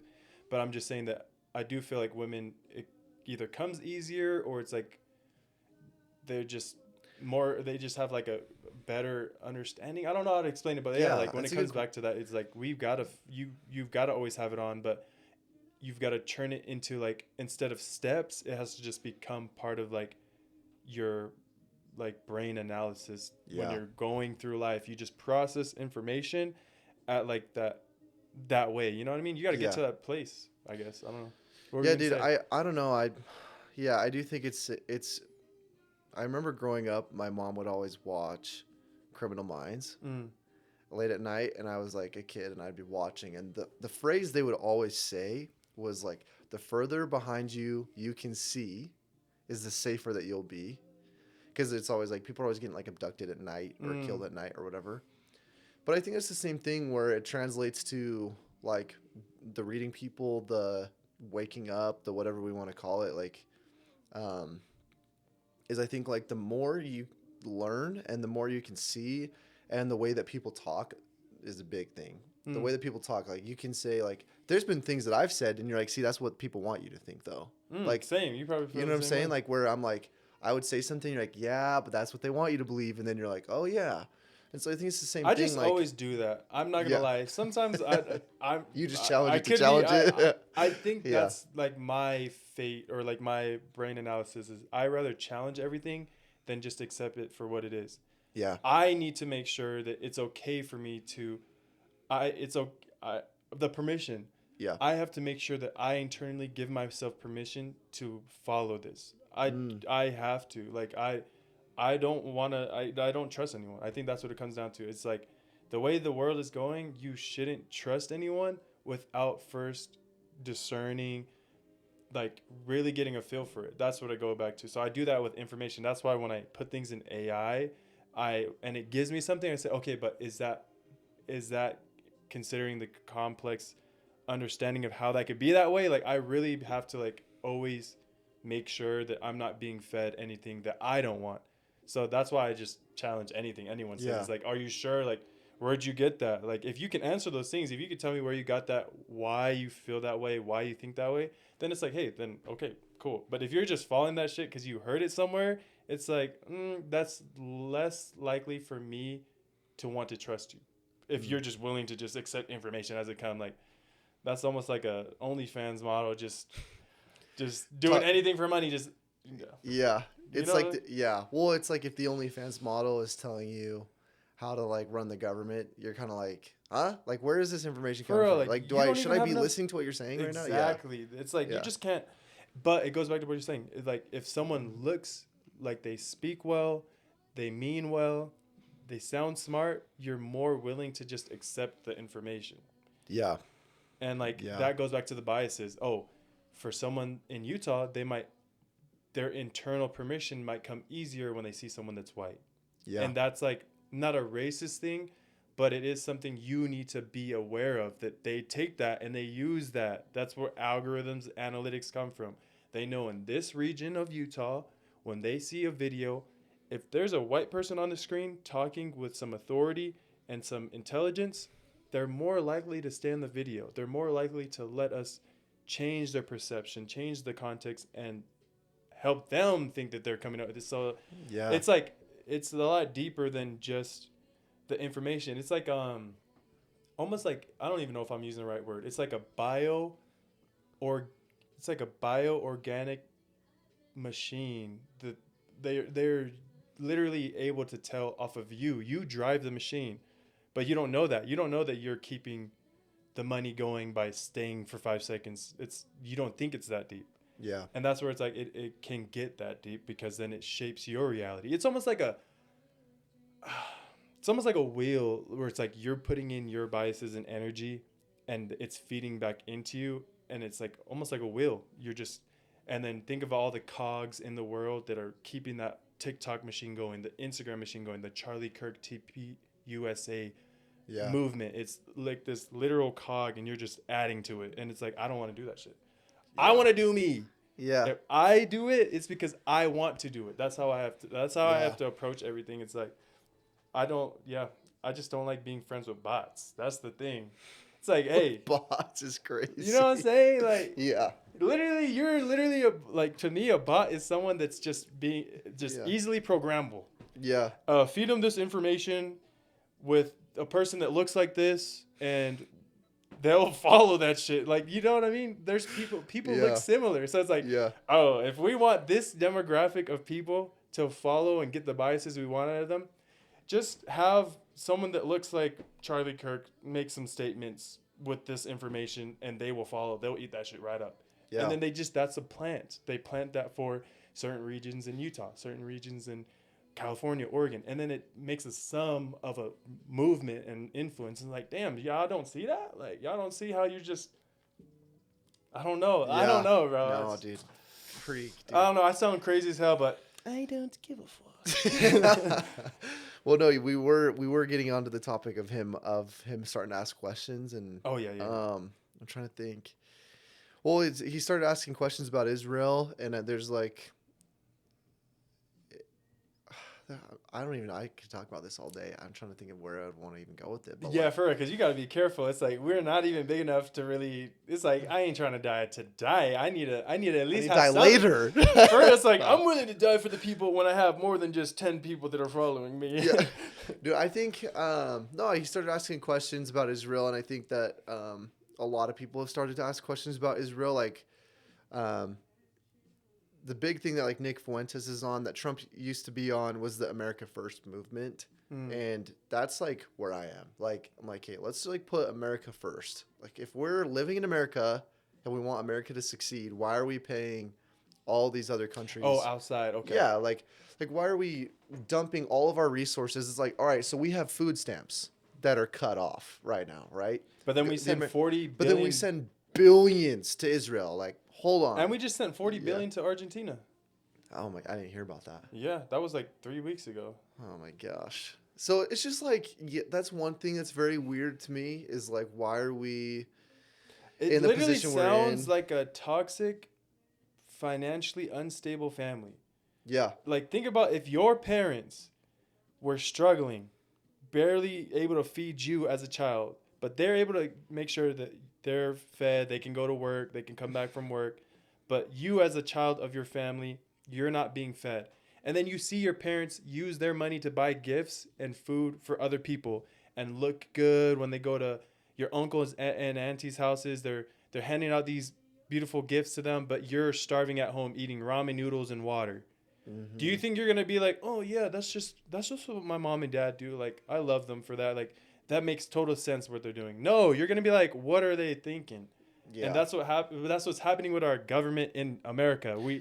We're in debt, and our people are starving, and our people are uneducated and dumb and just stressed out, and we're sending money to other people. Like, yeah, financial 101, it's just like that shit makes no sense. Well, and the thing is like people, what's that quote that's like, you can't help save someone from drowning if you're drowning. Yes. And so it's like, why are we like trying to save other countries? Like, I think America has just had we have so many allies or so many countries that we're willing to give money to every year or every month or however often. And then it's like, we give them that money, but it's like we're in $37 trillion of debt. See, that's like hero syndrome. Yeah. Like, we've got a hero syndrome, or like a Christian Good Samaritan syndrome, where we're more worried about looking a certain way and being perceived as good and charitable than actually being good and charitable. Yeah, we're just cuffed to it. We're not actually. Yeah, it's just like, it's almost like we're like, if you think of America as a person, I would think that America is someone that overcompensates, that has a lot of insecurities, that's broke, but then goes and does things to try and prove they're not broke, to try and prove that they're good. And it's like, you're only hurting yourself.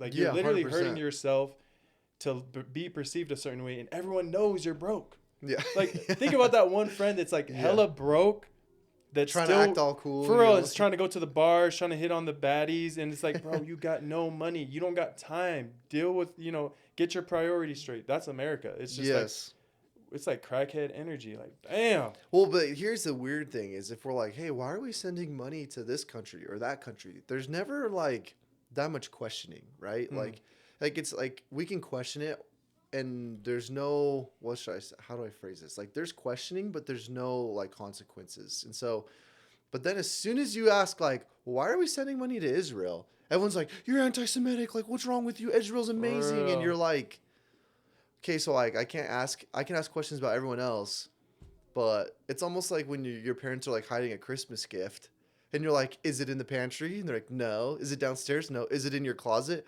Let's just stop talking about this. And then you're For like, real, it's okay, like, it's the gifts in your closet. hey, Like, for real, it's like, oh, okay, yeah, now you're just playing too much. Now let's just stop playing this game. I don't want to play no more. It's like, yeah. damn, And chill yeah. out. So it's the same thing, I think. And then, yeah, there's a lot of like when you do research on the media, like all of the news channels, it breaks it down. It's like, oh, Fox News or CNN or whoever, and you like break it all down, and it's like, oh, CEO so and so Jewish, they're CFO Jewish, and then it shows like all of their employees, half of them are Jewish. And you're like, what is going on? Which is fine if you're Jewish. Like I'm not against that, but it's weird when there's this huge pattern of like, Yeah, it's all like, one thing. and it goes back to the fate. Yeah. Our focus is on that, but the authorities tell us don't focus on that, and then your tribe's telling you don't focus on that because they're able. The authority is able to take your perception, change it, change the context, and then put it on you. So then your community, your tribe is like, bro, stop talking about that. Yeah. Because it's not a winning question. It's almost like free will. Someone was telling me like free will, like do we have free will? Yeah. And like the dude in this podcast, I don't even know his name. I just had it while cutting hair at my studio, but they just basically came down to say that like no one truly has free will. We're just a sum of all of the decisions our parents make and our programming. And it's kind of this, it does feel like that a lot, where it's people are only, they're going to follow the group. And if you can build a machine, or like, again, if you can build a system that gets a specific outcome of a certain amount of people believing a certain way, then you might be the odd one out. But because you want to belong, you want to feel your tribe, you're going to just go along with it. Yeah. And I think we don't have enough people that have enough confidence and self-love and their own little tribe to feel confident standing up against something that's wrong, but everyone perceives as right. And that's my only problem with religion, or even like the church. They literally promote obedience over morality. And it's like they want you to do what's right, even if they they want you to do what's wrong because they tell you it's right, rather than do what's right even though they tell you it's wrong. Because obedience is the soldier mentality. Do what you're told, don't ask questions. It's the same thing. Like, do what we tell you and just trust that we know what we're talking about. And it's like, you can't get through life like that. You've got to ask questions. You've got to be curious. You've got to be able to have some stress tolerance. If you're just in this bubble and controlled, and oh yeah, as long as you follow these precepts, just give us 10% and persevere to the end, you will get everything you want. And it's like, damn, how many people just do that? They're okay with living this mundane life, not asking questions because they get that belonging. They're like, oh, this is my tribe. Everyone does it. That's scary. That's scary. It's like, I'd rather be alone. No, I wouldn't say that, but I'd rather find people that rather be honest about what's really going on than hide it. I don't know, man. I don't even know what I'm getting at. I'm really passionate about people being aware. Yeah. You know? Dude, it's tough. Dude, but I think that's the biggest thing is like the more you research, the more you learn. It's so much easier to be aware. And it's not like you're trying to be aware. It's just that like you start to notice things. You're like, oh, that's weird. And like that's actually really weird. But then it's like you wouldn't have noticed that before. Yeah. Or, you know. And that's what I'm trying to do with my podcast. Like, I don't know where it's going to go. It could go nowhere, and like I'm okay with that. I still enjoy these talks. Yeah. But I hope it can make one or two people just live a little more consciously, a little more aware, know that they're not alone. There's people out there that feel the same way, that there's something going on, there's something wrong, and they're not telling you everything. Yeah. They don't need and want to tell you everything because they don't benefit. Isn't that crazy? It's like the government doesn't tell you everything you need to know because they don't benefit from doing that. Who was it? I saw a clip of Kash Patel, like the FBI guy, before he was FBI. And there he was talking about like the Epstein files and stuff. And he was like, dude, they're like, who actually has the files? He's like, the FBI or whatever. And they're like, no, but like, who has the files. You know what I'm saying? Like whose hard drive Yes. laptop has the files that just got it. And he goes, well, it's whoever is the director of the FBI. He's like, they have it. Like, it's like in their personal storage. And so he's like, okay. So he goes, so like, once I'm in the FBI, like, I'm going to release it or whatever. And where was I going with this? Oh my gosh. What were you just saying right before I started speaking? I mean, you were was talking about what you want with the podcast. Yeah, just people to live more aware and just like understand what's going on. Like, gosh. Yeah, but like, it'll come back to me. But like, I guess to just hopefully help you get back on track, he gets into position and money and influence and tribe. All the people are just like, don't worry about it. Just shut up, do your job, don't talk about the files. And that's what he did. Is exactly what he did, dude. And now they're like, oh, it's BS. It doesn't even exist. It's not real. And you're like, but then the question is like, let's just talk about the Cash Patel thing. Like, yeah, I get that he should have came out with it. Like, that's messed up that he literally goes on to say that, like, oh, the director has it, this and that. Like, when I get in there, if I get in there, I'm going to release it. It's crazy that he didn't. But, like, what if they would have killed him? Like, what do you do? Do you just... What would you do? Depends who's on the list, honestly. Like, if it's a stupid list, That's like, if I'm looking at the list... Whoa! Yeah. No, I'm joking. Yeah. Like, if I'm looking at the list and it's like people, it's like Diddy's on the list. It's like, we already knew all that. Like, for Diddy and the Clintons. Yeah, it's like, no surprise here, boys. Like, but if it's like people that were like, no shot, oh my gosh, no shot, no shot, no shot. And there's just so many people that were, I'm like, dude, if this list gets released, like, the world's going to freaking crumble. I would release it. He said, I don't want that shit to I'd be like, all right, let's go. But if it's just like, we look at the Epstein list, it's just a bunch of no names that were like, yeah, I think he was a millionaire, but he died. And there's this guy, like, I don't know if I would. I think there's a lot of hype around it. And I also think it's a distraction. I think that they want a lot of hype around it. I feel like that's tough. I think, but you never know. It's almost like they want what they want. That's what it comes down to. They want what they want, and if it doesn't serve them, they're not gonna do it. So, if it wasn't going to hurt the system, the deep state or whatever, if it wasn't gonna hurt anything, they would release it. There's no reason not to release it. If it wasn't going to hurt them, that's the problem. If they knew like, oh, nothing's gonna happen, let's just release it, they would have released it already. The fact that they haven't released it, it's not about distraction. It's probably because a lot of people would lose their power and authority.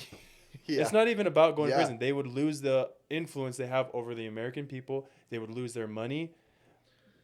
Or if our own president was on it, like, that would not be good. You know what I'm saying? Because, again, he loses his credibility and authority, which everyone in the deep state probably is living their lives right now with Trump as the president. So they know they can't release those files because they lose their authority. It's not even about the money, right? It's about what they can do with their influence, with their authority. I'm just going off of the stuff you're saying, how it does make sense. Yeah. And it's like, you know, they say, what do they say? Like, a dangerous man is a man that has knowledge or something like that. It's like... Dude, I mean, it makes sense. Yeah, like, I heard something like that. And it's like, they don't want you to be they don't want you to critically think. They don't want you to critically analyze. They don't want you to be aware. They just want you to shut up, be stressed out, and focus on living month to month, year to year, and going on your trip every week. And then we can do what we will do what we want with the rest of the money that's left over. Because even though, yeah, you're making millions, you're probably producing, you know, millions. Like, you're producing 20x of what you're doing, you know? I don't know. It's just like a endless cycle, bro. Like, but it's got to start somewhere. So that's what I'm doing. Like, damn. But hey, I have a question for you. What do you feel like? I think I tried asking you before, but what do you feel like is the step forward for like the people that are not a part of the masquerade, the billions, the influence? Like, what can we do? Is it like the same thing as the Bug's Life, where it's like ants versus the crickets or whatever? Yeah. Or is that Bug's Life? Yep. Is it like, oh, it's a million of billions of us versus millions of them. Right. Because Yeah, they got I the mean, money and power, bro. I think your podcast is a good example of it. I think um, just always talking about like the current things and waking people up. And the more that people wake up, the more that people learn, the more that the ants like what was the evil cricket or whatever, Yeah, the guy, grasshopper, the grasshopper. grasshopper, he was like, they're like, there's only there's only like 20 of them. There's like a lot of us. And he's Yeah, like, are you stupid? yeah, And he was like, if one ant wakes up and they all wake up, and he was like, we would get crushed by them. But they yeah, don't know that. And it's the same thing. I think you're dead on with like, I think we just have to keep waking ants up one at a time. And yeah, then as people wake up, and dude, the thing about that though is like, if we were in the 80s or the early 2000s, it would take a lot longer to wake ants up. Oh, just because And of the so now you access. have clips, social media, AI, Google, like you have a lot of things that are like, is that true? And they look it up and they're like, oh, that did happen. Oh, fetch, I had no Yeah, idea. Like, and so, fetch. Damn, you think your parents gonna see this or something, bro? nah, nah. I mean, sometimes I cuss a lot, sometimes I don't. Oh I no, don't no, I'm understand. not trying to get you, Yeah, dude. I'm just like, damn. but dude, I don't know. I think that's one way to do it. I think that we're in an age where social media is just going to be like speeding everything up. Yeah, And so I think that's where it's and about to that's get I think, real. seeing that's where I feel like that's why they came out with AI. Mm. I feel like there's a lot more intention than just. It's almost like, again, if they weren't benefiting from it more than like being at a disadvantage, they Yeah. wouldn't have released AI. Yeah. And I feel like, okay, so if I take that kind of understanding that, okay, the deep state, the billionaires, if they aren't benefiting more having AI out, they wouldn't have released it. So they did release it. So why are they benefiting from having Yeah. it What out? benefits could they be seeing And it from probably goes back to like misinformation. It probably goes back to like debunking or like labeling someone crazy or declassifying stuff by just creating a super like detailed AI showing someone doing some heinous crime to discredit all of their work Well, and also they don't want they don't want people thinking for themselves. They want us to rely fully on. on them. Yeah, dude. It's like, hey, what should we talk about on our podcast today? Hey, ChatGPT, what should we talk about on the podcast today? And it gives you 5 examples. You just choose one. It's like we're not even critically thinking anymore. And on top of that, that's crazy you say that because they could be feeding the certain biases To and like talk about. to talk about so that Yeah. they can keep it controlled. You know what I'm saying? So they can Yeah. be like, oh, you got to trust AI. It's the authority. Like it's got all the information, but they can they can cut certain information where it's like, you're not going to get all of that. But then that's just like, I don't know, man. It's like, is that true? Do I go back and forth? Like, is that true? Or is that just me thinking too hard about it? Are there any AIs that you avoid? No, I just use Versus- ChatGPT because it's cheap. Yeah. I need to start doing more research on the types of AIs I Facts. want to use because it's like, yeah. I honestly I haven't been using it as much. Like, now that I was really on AI to get my podcast set up for sure. Yeah. Because I was like, oh, I want to know what mics I should get. I want to know what camera I should get. And it's like an accumulation. This is like, what are we in? This is an 8-month project, bro. Jeez. Of money, failing, and then understanding and evolving. I started out thinking I wanted to be a videographer. Mm. And I'm just like, hell nah. That editing would suck. Yeah, and then I moved from that like into like, oh, maybe I just want to do content, be an influencer. But I was like, no, that seems a little too fake for me. And then I slowly migrated to like, oh, podcasts help me open up, use my real voice, have real conversations, and I don't feel like a robot. Mm. When I'm here alone trying to make a video, I definitely don't sound like this. I Yeah. definitely just start to get uncomfortable. You sound robotic. alone. Yeah, bro. I Because do it's like I don't know. It's uncomfortable. Well, it's like, and you're like trying to read a teleprompter or something, and you're just like staring at the camera. Versus like this is real. This is it's real. raw. Mm-hmm. There's no faking it. So. And that can be scary too, bro. Because people, again, I've noticed since I've started my podcast, people are scared to be real. They're scared to be themselves and have certain thoughts.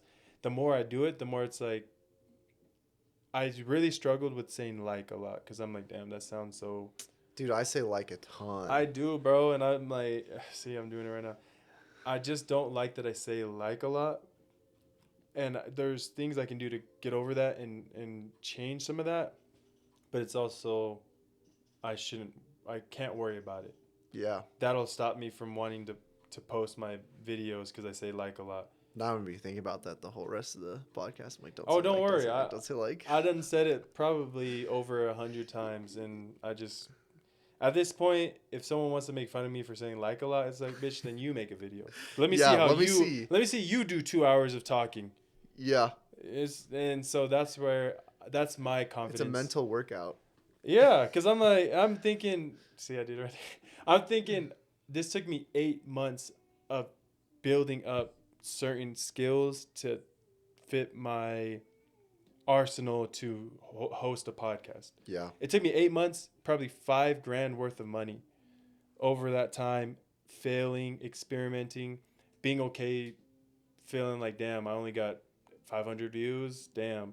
2 months later, damn, I'm only at 600 views. And now I'm at a place where I don't care how many views I get. I'm enjoying this. Yeah. Like the music, the vibe, talking to people, talking about whatever. I could do this every day. We don't need no therapy. Free. We got this. I wouldn't say all that. Everyone can use some therapy. Therapy's great, dude. It is. You dive deep. But the hard part is finding a good therapist. It's crazy how My everything guy's a is. G. Oh, you got a therapist? My therapist is a G. I feel that. What's yours like? I do couples therapy. I was going to personal therapy for a while, but it just got hard fitting all of that into my schedule. Yeah. So now I just try to do meditation, what is it called? Affirmations. Like one Yeah. affirmation that I've just seen a slight difference that it's made in my life or just in my day to day is I say my current plans will succeed. All my current plans will succeed, and that gets me out of bed sometimes because it's like, oh, all my current plans will succeed, but I got to get my ass out of bed. I can't be sleeping forever. I got to go check my analytics, got to go check this and that. So I said analytics. I don't be checking that shit. I'm not gonna lie. I'm capping, but it helps me get up to get things going because I know every action has a result. Yeah. And as small as it is, it's resulting in something else. It's almost like the compound effect kind of thing. Yeah. Like, atomic habits. So that helps me. I've seen the small differences where I would have stayed in bed and scrolled for 30 more minutes. But me saying in my head while I'm like in and out of sleep, my current plans will succeed. Then I ask myself, okay, what am I doing to help those current plans succeed? Then I get out of bed, like, oh, let me just get up, check some stuff, and then I start my day. So yeah, that's one way that I help myself without going to therapy. And again, it goes back to in the system, healthcare, all that. It's like you can't go spend money on therapy. Yeah. And again, is that intentional that they don't want you working on yourself, self-improvement, making sure your health is okay, making sure your mental state is okay so that you can have a wholesome, peaceful life? And I always go back to it's probably deeper than people think. I've had a lot of conversations where people tell me, oh, it's not that deep, or you're probably thinking too hard. But it's like, I'd rather think about it a little more than not and just be oblivious. Yeah. But that's just me. Yeah, I think for me, dude, like therapy's fun. It's fun to get it out or get advice. But I don't know. I kind of am a little bit of a believer in the fact of like a lot of times people don't want you to get fixed.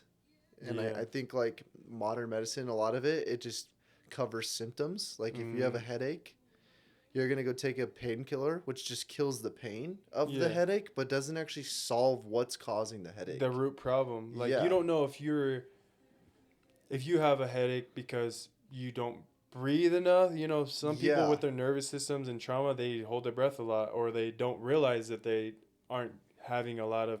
Like, yeah, they're just. ever since you said that, am I breathing? But that was for me. Like I realized after Yeah. like one day playing basketball, after however long I've been playing basketball, why I get headaches is because I do hold my breath a lot while I'm playing. Because of when I grew up, my dad was like, "Oh, never show your opponent you're tired," and stuff like that. So I internalized that from a young kid. Mm. And so when I'm playing basketball, just trying to have a good time, I'm trying to not look tired, and I'm holding my breath a lot. And then I finish playing basketball and I have a headache for like 12 hours. And me taking a painkiller, I would have never, or if I just take Tylenol or ibuprofen to take away the headache, I would have never Yeah. figured out, What it oh, was. all I have to do is fucking breathe. Yeah. If I breathe, I can play longer. And Yeah. I figured that out like 3 weeks ago, and I've been playing basketball, and yeah, my headaches don't come as much, and now I can play basketball more. Well, dude, yeah, I think that's a hard thing because it's like there's a lot of solving the symptoms but not solving the problem, and I think that's one thing that I'm worried about with therapy is like in there it's like, oh, I had a bad day, and then they're like, tell me about that, and then it's like you just reminisce on this bad day, right? And then you're like, okay, well now it seems like it was a way bad day because I've been talking about this for It's an called a hour. rumination. Yeah. And again, I get my shit from clips, but there was a clip of a therapist saying that one thing that's hard with therapy is you got to find the right therapist, because sometimes your therapist might just allow you to ruminate and make those wounds worse. Mm-hmm. And my wife has been going off and on to therapy for like 6 years, and she just found a therapist that really has been helping her. Yeah. And that she's been through like 8 therapists. Oh wow. Think about this. What I've realized in America with capitalism and corporatism, that we lack quality here. Mm. Like there is quality. I'm not saying we don't have quality. There are good barbers, there are bad barbers, but I will say there are more bad barbers than good barbers. Yeah. There's good therapists or bad therapists. I would say there's more bad therapists. People than still good. go to great clips. And you're like, Yeah. what are you doing? And it goes Yeah. back to like a lot of different things. They can't afford it, or they assume that this is all they need. There's people that go to great clips because they don't even fathom that there's barbers out there that are better.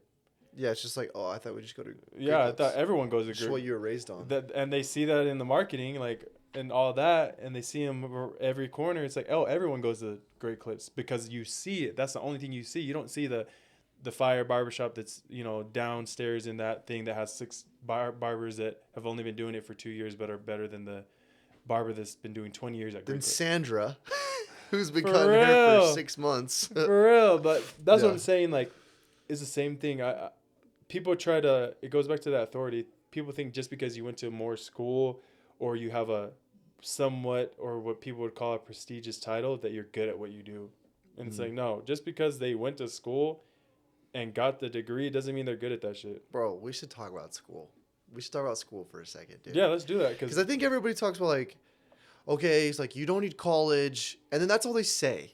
Is like you don't need college, and college is a scam, and then they just leave it at that. And then it's like, well, what do I do? Like, how do I function in life. actually function in life if I don't go to school? And it's like, dude, I don't know. I think Andrew Tate had a clip that was hilarious, bro, and it woke me up big on school because I was already like back in 2022, I was doing door to door, and I literally was going door to door, and I was making more than my business professor. And I remember sitting in a class, bro, and my professor, it was a financial advising class.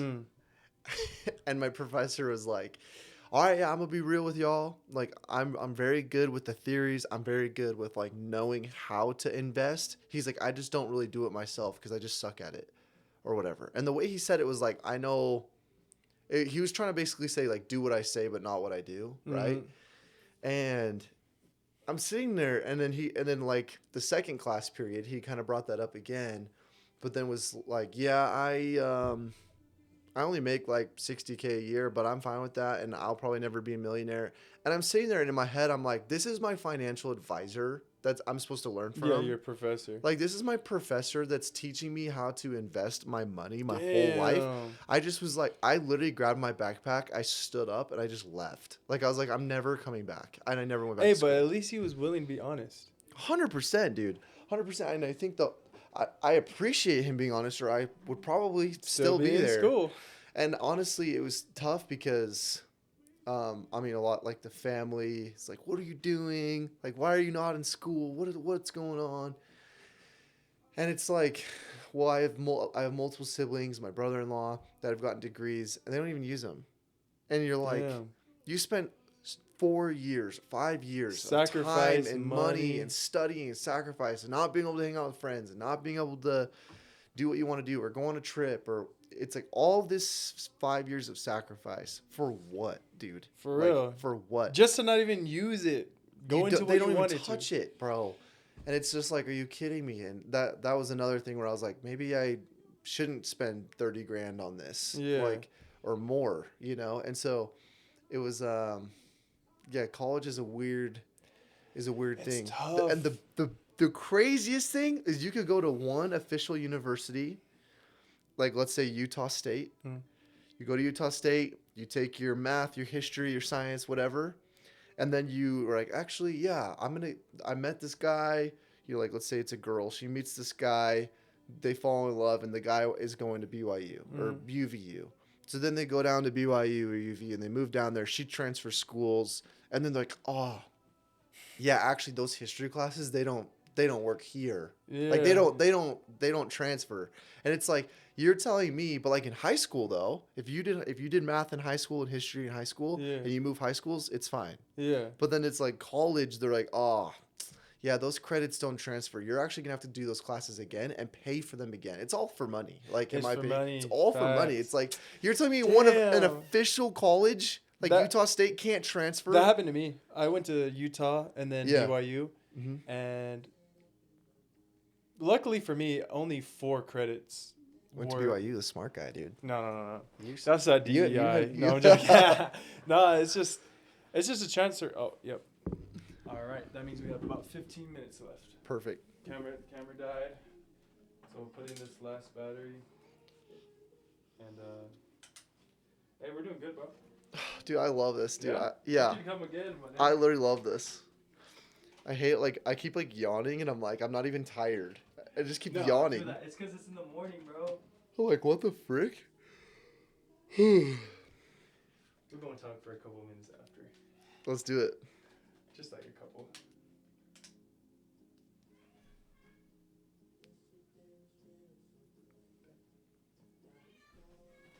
All right. So you So yeah, Alright. I went to.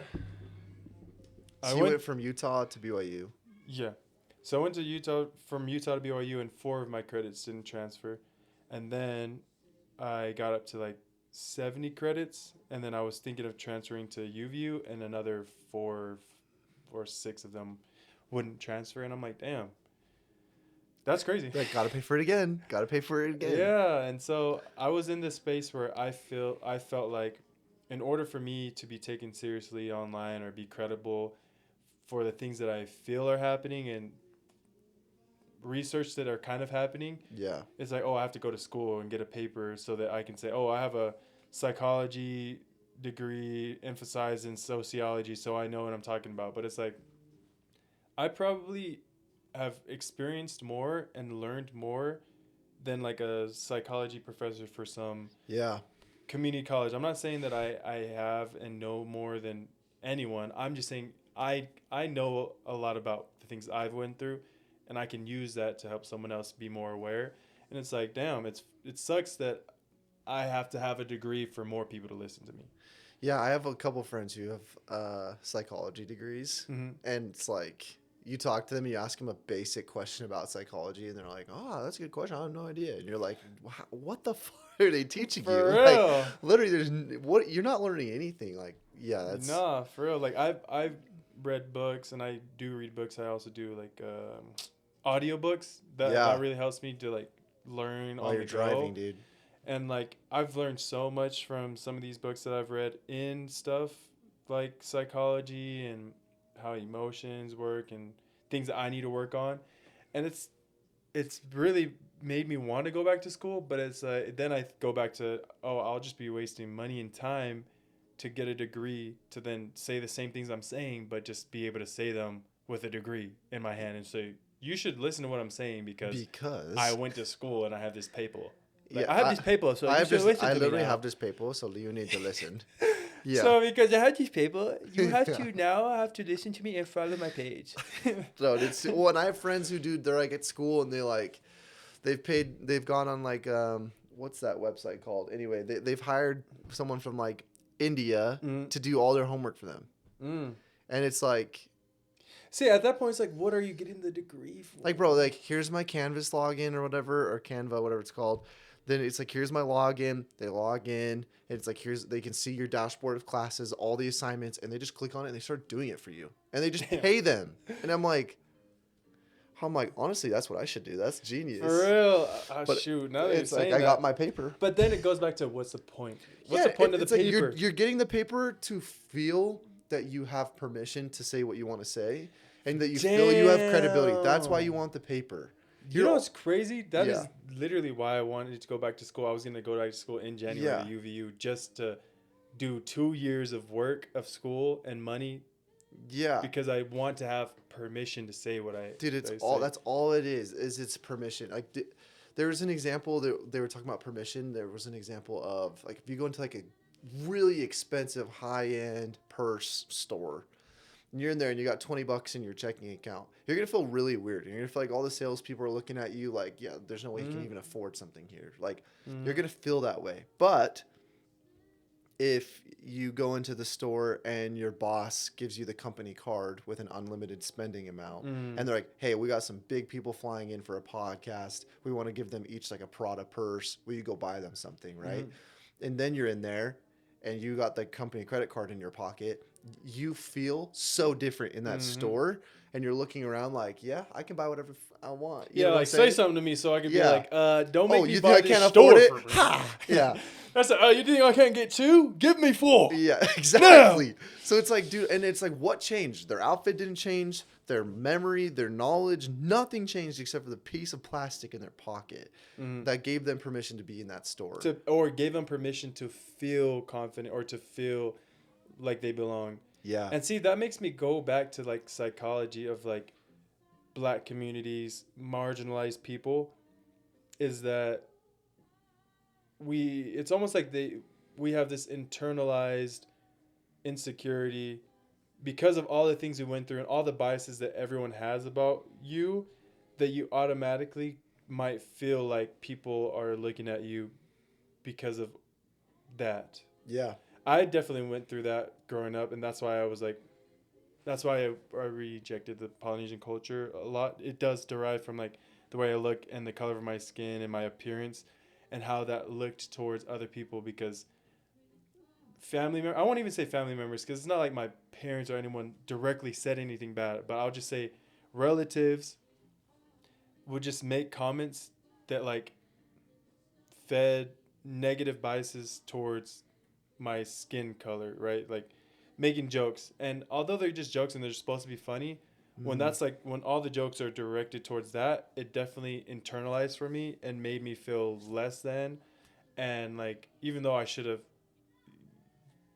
people could say, oh well, why didn't you say anything? It's like, well, I didn't feel like I could. I was a kid. I don't know how to express complex emotions, nigga. Like, but go against it. That's just that's just how it was. But I see how that same thing where when you have $20 in your bank account and you go in, you just have that internalized insecurity that you don't belong here. You don't belong here because of, that's just our alarm to keep on track because we'll be done in about 10 minutes. But because you almost, it goes back to that piece of plastic helps you relieve yourself of that insecurity that you're not good enough. And it's a crazy, I don't know if that's called dichotomy or whatever. I'm trying to use big words. You feel me? Spell dichotomy right now. D-I-C-K. Oh, shit. I don't know if I could. O-T-O-M. Yeah, something like that. I don't know. Yeah. I think I got it. D-Y-C-H-O-T.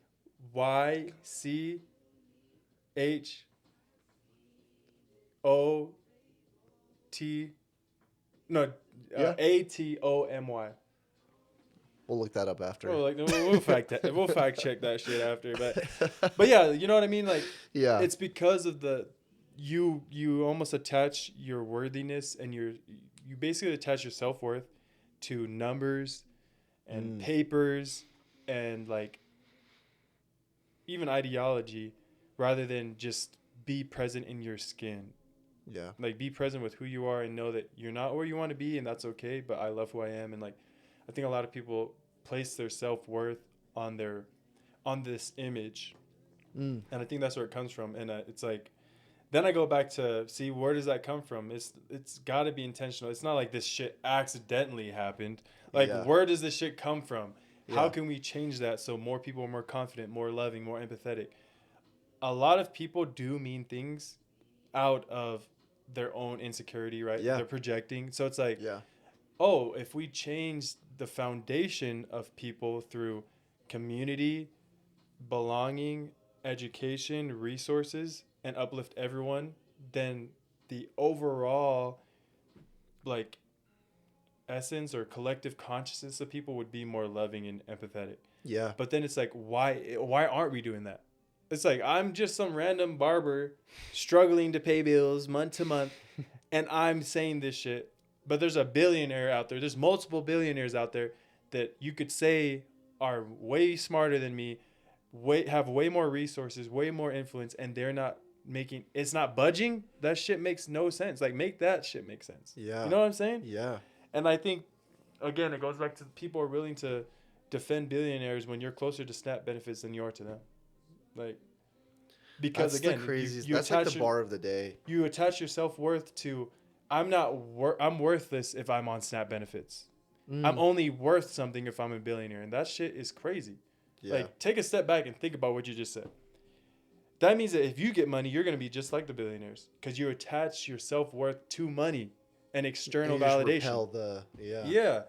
And like, you're attaching worthiness to SNAP and food stamps. You don't know what someone's going through. You got to look at the complexities of their situation and the nuance of their life to understand why they're there. But instead, you're quickly analyzing the image, and what's classy when you're rich is trashy when you're poor, bro. Jeez, bro. This guy. Stay locked in, fuck niggas. This guy's spitting bars right now. No, but for real, like, Yeah. that one really bothers me. The SNAP benefits and like rich people. It's like, bitch, rich people steal and exploit and take advantage of the system and the government more than someone on SNAP benefits getting $400 for food. Do you know that money goes back into the economy because they're paying to go get food from a grocery store, which then like filters back into paying for the people to be there because they got shipments coming? That honestly does more for the economy than a billionaire extracting money from Amazon. I mean, dude, if you were to say like all food that's purchased at stores, 1 penny of each item, 1 penny goes towards that, goes towards food stamps or goes towards. Like, can you imagine how much money, like, would be put aside for people? Like, one if your butter is $2.99, and 1 penny of that goes towards whatever. Like, Goes towards resources so for people. out of your 20 items, you got 20 cents. That one person that day donated 20 cents without even realizing. Bro, for how many items there are, for how many people there are all across the country. There's what, 360 million people. And let's say they only spend $1 a month, so $30. That's what, 900? No, that's a that's lot. 90. Damn, I'm about to get cooked. Yeah.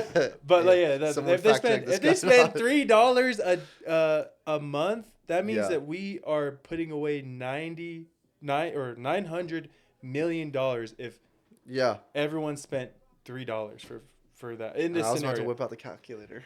Was that right? Yeah. We'll say you I'm were just right. nervous because the camera's on. I'm pretty good at maths if I really take the time to think about it. Yo, stop judging my guy, okay? No, for real. But you know what I mean? And that's what taxes are supposed to do. That's the whole point of Yeah. taxes is that, everyone contributes by working, getting money, buying stuff. Yeah. Taxes is taken out and it's reinvested into the people.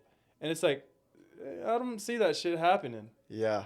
And the crazy part that people don't realize, rich people, they avoid more taxes than anyone else. They don't pay them, bro. They don't pay taxes. Do you Yeah. realize that, dumbasses?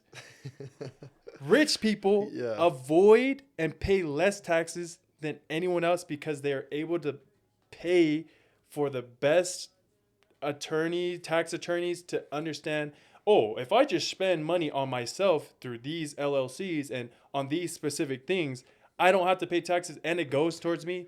Do you realize that you're trying to defend someone that does that over someone that's working a couple of jobs and is getting a pay cut so that they can afford healthcare, and food, they're just taking $500 to pay for their kids, and you're worried about defending a dude that'll buy a Porsche, right? Buy a There's- Porsche to not pay taxes over put it in your dumbass hands. Yeah, bro, Sorry, it is crazy. I'm just getting a little passionate because There's a difference between tax avoidance and tax evasion. Yeah. But like still though, like they won't change the laws. That was one of the things when Donald Trump was first president he was like, fine, See- Hillary, like all your rich friends evade taxes or avoid taxes too. Like For change the real. laws then, and they won't change it because the tax avoid and tax evade is the same shit. They just put, one's legal, one's not. It's just semantics. They just put that shit there so that you think they're doing it right. Yeah. It's all a fucking game. Like people are like, it's this and it's not. It's bitch. The whole thing is done. It's just rigged. Yeah. Like defending anything. And there's no handbook is the best part. There's no like here's how to, They created the handbook and then they give it to you and say these are the rules. That's what they did when they stole America. Do you guys realize that? They stole America, they raped, pillaged, lied to the native indigenous people in America, and then they took it from them, wrote up all these fake ass laws and said, "Oh, if you enter, you're an alien." Because we said so. All right, pause. I know I'm white, but y'all don't need to hate me, okay? Everyone's always like, well, the white people did this and the slaves. And it's like, actually, we talked about that, the whole reparations and all that, which is like, that's a whole nother topic. But people look at me like, just because you're white, you're just like all of your grandparents, your grandparents' grandparents. And I'm like, what? Like, I don't know. That's one thing that's really, really hard for me. I feel that. Hey, well, there's this one fire quote I saw online that said, "When you're born, you look like your parents, but when you die, you look like your decisions." Dang, bro. So it's like, yes, you can't run away from the fact that your ancestors were fucked up, Yeah. but that's not your fault. And it's like you didn't cause the problem, but you can be part of the solution. And I think that's where white people disconnect. They just, when they hear things that hurt their feelings, that are uncomfy, a little sensitive, they place the blame on themselves rather than, hey, that was my grandparents and that does suck, but I'm here to help make things better for everyone. Yeah. It's like, instead of blaming, like, what can we do to work together? And again, that's why I didn't like Charlie Kirk, because he was more of a blamer. He blamed things instead like of being solving it. instead of like, let's find solutions. I get where you're coming from. Black people, they got to be a part of the solution too. There's things that they're doing that is contributing to keeping things the same. I agree with that. But what are you doing? You've got the power. You've got the influence. What are you doing since you see all the fucking problems? It's like, you know what I'm saying? Yeah. That's my thing with anyone with money, influence. It's like, There's a difference between like a problem finder and a problem solver. yeah. Like you're just finding problems everywhere versus like, Trying all to- right, you found 10 problems. What have you done about any of them? For real, all you did was like, if you think about that shit too, it's like, great, you just brought to attention more problems than the ones we haven't even dealt with yet. So how does that, you think about it in a relationship. If all you do is find problems in your relationship and you find more problems and that's all you do, that's how you contribute to your relationship, how long do you think that relationship will last? Think about Erica Kirk. How long did her, what do you call that? Like her remorse? Not, Yeah. her mourning, how long? Yeah. How long did the morning last? That morning, her morning lasted as much as Charlie found solutions to problems. And it's like, not that many. A lot of it was just blaming. Like, I know we could find clips of him solving and helping people out, but it's like, I think there is a responsibility when you have that much money and power. You put the people raised you up there by contributing to you. What did you do to give back to the people? You know what I'm saying? And it's hard, there's probably a lot more complex issues even in Charlie's situation that I don't know about. And like, I want to be aware of those, but it's like, I don't know, man. I don't know. Dude, you're the type of dude I could talk to all day. Like I have like 5 more subjects in my head that I wish we could just go down the We'll rabbit hole. We'll just end with one then. But Whatever one that you really, what's really pressing on your mind, and then we'll resume next time I see you. You'll just be my plan B for every Sunday, bro. yeah, dude, one would be this is a crazy take. So if we need to cut it, let me know. As long as it's not promoting violence No. or hate crimes, No. this is a safe place. And fuck everything else. So one thing that really I got mad about was kava. Okay. Okay. Okay. So here's why. So in the Polynesian culture, the whole kava thing is awesome, and I love, like, I understand why they do it. I understand why they drink it. You know what's crazy? I don't It's- like kava. My dad drank kava until it It tastes literally nasty. damaged his heart. But Yeah. I don't. It's like, I get that it's something to bond over. I get the whole, vibe with your homies and drink this. brotherhood type shit. Yeah, like, I get that. With that being said, okay, one thing that was always said to me in construction, or the people that I worked with polys, they're always like, well, do you just have a better shot than us, right? You have a better shot, whether because I'm white or shot. Oh, Like, you have a better shot in life because you're white or because whatever. It's like, all right, okay, let's say that's true though. But going down the rabbit hole, it's like, one thing that really made me mad is they would say that, but every single time I called them to see what they were doing, what they're up to, like to hang out, whatever, they were always drinking kava, okay? And it was super hard for me because kava's a relaxer. You're chill. You sit there. Like, I went and drank kava with some friends. We started at like 11 or midnight, and then it was like we drank until 7 a.m., bro. And I'm like, I can't do that. I'm like, what am I doing? Like, that day, I was walking back to my car. The sun was up, and I was like, there was no point to that. Like it was cool chilling with my bros, but like, I could have been drinking Gatorade instead of like that terrible water. Like, instead of drinking that made you loosey goosey, relaxed at 7 a.m. with no sleep. What do you think you're gonna do when you go home? You're not gonna be productive. Go exercise. At all. Go work on your podcast or work on your content. You're gonna go lay down. Well, and so there was this later in the construction career, there was two other white kids that I worked with, and these two white kids were like, never wanted to drink kava, never did any of that, and they were always just like, they were just hard workers, right? And you watch them just like get promoted to manager, get promoted to a driver, get promoted, and they kept getting promoted, and all of the other polys were like just talking mad heat, shit. yeah, and they were always just like, so, they're like, well, that guy, and it's like, dude, you sit on the job site and drink kava like all the time.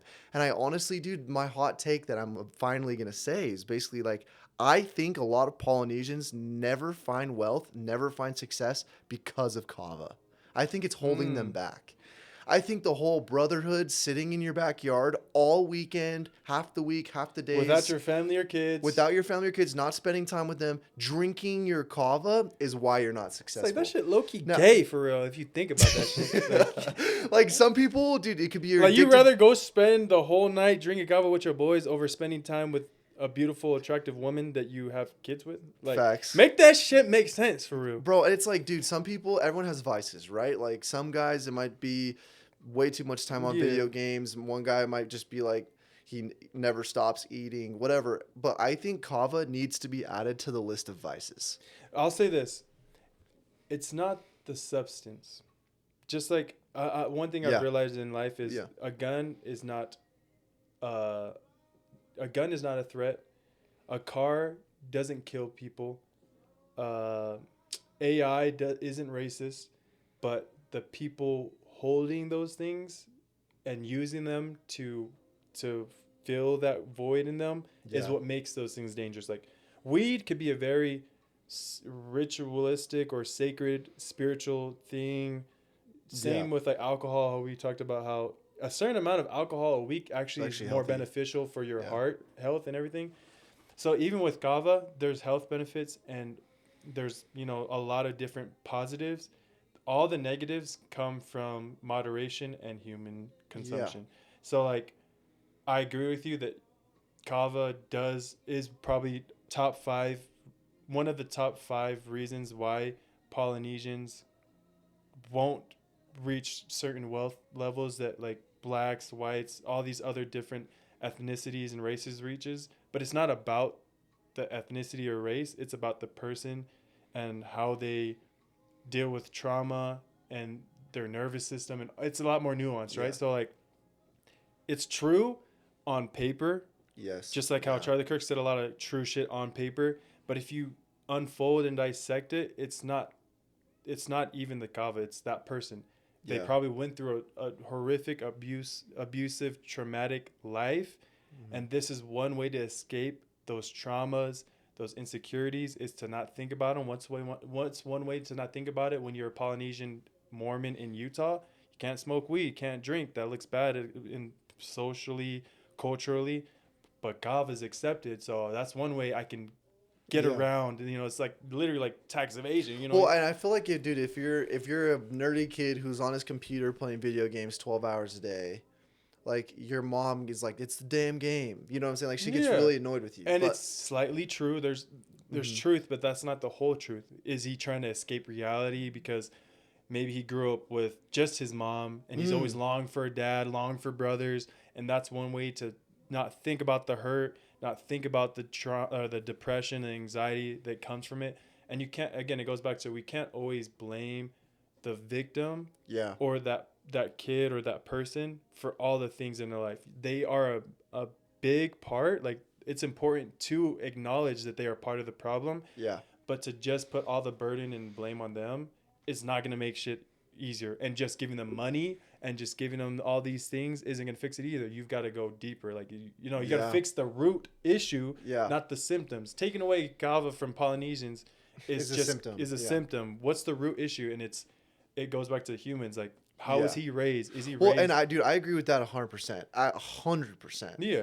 And like the point is like in my head is like if someone's on the video games all the time, like, oh, it's a damn game, it's a damn phone. But then if you drink kava for 12 hours, they're like, oh, well, that's our culture. And it's like Yeah. it's like It's you're cheating, bro. yeah, like you're disguising it. you're under disguising the cultural your vice appropriation. as Yeah. like family, Just a cultural cultural appropriation. thing. Yeah. It's the same thing that black people do with like what their racist acts, where it's like they might say racist, hurtful things. I think you say with their racist ass. I was like, oh shoot. But no, facts. I was But like, what? There's Racist acts. Yeah. there's racist Yeah. black people too, and it's like Yeah. I'm not going to defend anyone that's choosing hate Yeah. over humanity. Ooh, Yeah. bitch. Hate over humanity, bitch.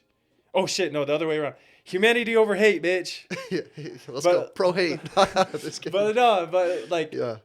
I don't like bullies. It goes back to that. And someone that's Yeah. willing to lie or make excuses, that bothers me. So like, yes, Polynesians do use the excuse of, oh, kava's in my culture, therefore I can do this shit and let it ruin my life, and then blame the culture later that I didn't have the things that I wanted. But it's like, there's truth to what they're saying, but it's like you didn't also acknowledge your part in it. It's like it's a lot, a lot more nuanced. Yeah. So like I get what you're saying, and the only way to get a Polynesian out of that is they have to do it themselves. Like Yeah. I could sit here being half Samoan and say kava's the issue why you not successful, bro, and I'm partially right, but I'm also not being Right. empathetic towards like, Yeah. I know you probably went through some hard shit, bro. You probably were beat growing up. You probably rubbed feet all day, and like, this is just you're finally an adult. You get to live on your own. You're just tired. Like,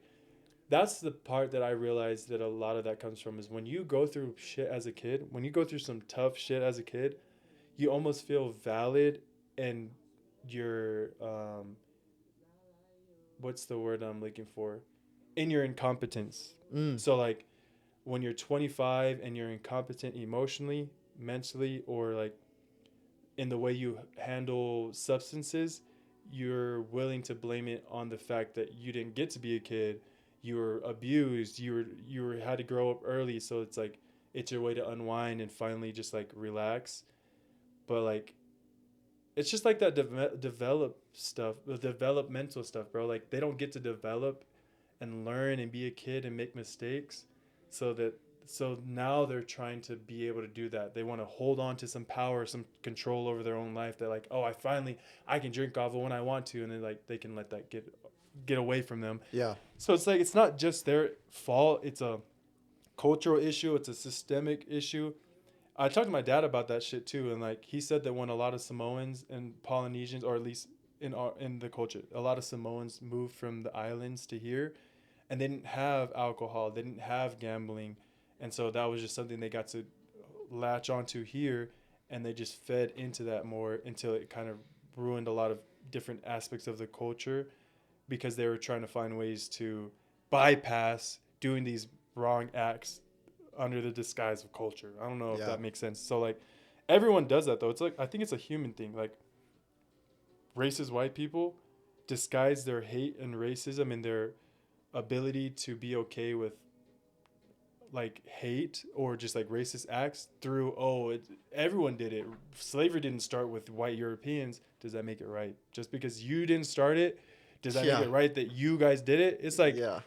It's like a dude beating on a woman because she slapped him. It's like I get that, like you're justified to hit her back, I guess, because she hit you first. But it's like, is that right to do that? Right. No. And it's like, nah, I don't think it's right to beat on anyone. You know, it's not right to beat on a kid because they yelled at you. It's like, yeah, I get it in the culture. It's like your kid shouldn't, disrespect you. But I also get why you resorted to beating because you got beat and you don't have the proper skills and tools to know how to deal with your emotions when your kid is being like that. Because that, you know, shit. We reached the end of the video part of our podcast because I only have one camera. I'm broke as hell, and I'm figuring out along the way. But we're gonna close up here on the audio part. But yeah, I hope that answers the question from my point of view, where it's like I agree with you. It's a lot more nuanced than that. Yeah. But they have to take accountability, like, and they won't because, like you're saying, they're wrapping it under culture to like then feed into their. Well, and I think there's gonna be like a lot of hate if people heard that. They'd be like, "Wow, of course it's this white kid saying that." But it's like, dude, that's the thing though. Is like, if I'm on video games, they're like, yeah, all these white kids, they're just stuck in sports or they're stuck playing video games or they're whatever. And it's like, it's so easy to point fingers at each other. That's not what I was trying to do. And I know you know that, but it's like, dude, it's just crazy. I'm like, I just think that it just needs to be put onto the table of vices. Like, I think it's just more never like been aware. You just gotta be aware. It's never and been recognized as like, oh, this could be a weakness. Like, it's never even, I feel like, been seen that way. I got one thing to add. Yeah. To just trump that. What you're saying that people might say to what you're trying to get at is that too much of anything is poison. I don't care what it is. The only one thing that I truly feel like if we had a solid definition of is love. Love is the only thing that is not toxic. Like there's toxic aspects where you can use love to love bomb someone. That's not what I'm talking about. But like true love and care and sacrifice and empathy is never toxic. That's the only thing I'll say. But outside of that, too much of anything is toxic. Too much water is toxic. Yep. You can die from water. So it's like, yeah, people that are not willing to accept that you can't put kava on there because it's culture. That's just you're just trying to justify why you're doing that. Yeah. Like kava is not bad. Kava is not bad for you. You and how you use it can make it bad for you. Yeah. Just like video games. Video games is a good way to de-stress, to work on eye-hand coordination. Too much can be bad. Social media can be a good way to see what other cultures go through and like other parts of the world and to connect and to learn. But too much can hurt you. So it's like at the end of the day, if anyone would say anything, then fuck you. No, I'm joking. Okay. I might cut. Outside, how about that? I might cut that out. I've been saying the F word too much, and I'm trying to be family friendly, but at the same time, this is not for the kids. This is for you, bitch. So you can raise your kids the right way. Like you need to know, your kids are not the problem. Kids are not the problem. You're the problem. If you ever think that any kid is a problem, that's more of an inner. They're just following the leader. Yeah. That's all they're doing. So you work on that shit. Nigga. I'm talking to all the men. Y'all need to be better. So women, you too. Everyone. But yeah, I just think we need to be better overall. I think I just have a hard time. I don't want to just die being happy myself. I feel like even though that's good for me to be happy and wholesome and peaceful, it's like there's a part of me that always feels like, what's the point of having the world if I have no one to enjoy it with? Like, yeah, I can enjoy it with my sons and my wife, but I still feel like, what about my brothers and sisters? What about my cousins? What about my friends? Like, I want them to be able to enjoy a more wholesome life, more equal life. So, like, that's why it's like, I don't care if you're black, white, Asian. Racism is not it's not exclusive to just white people or just one race. And if you're a dude, you're not excluded from criticism. If you're not a woman, you're not excluded from criticism. You know what I mean? Yeah. I don't know. There's just too many soft people these days. Or maybe there's not. I don't know, man.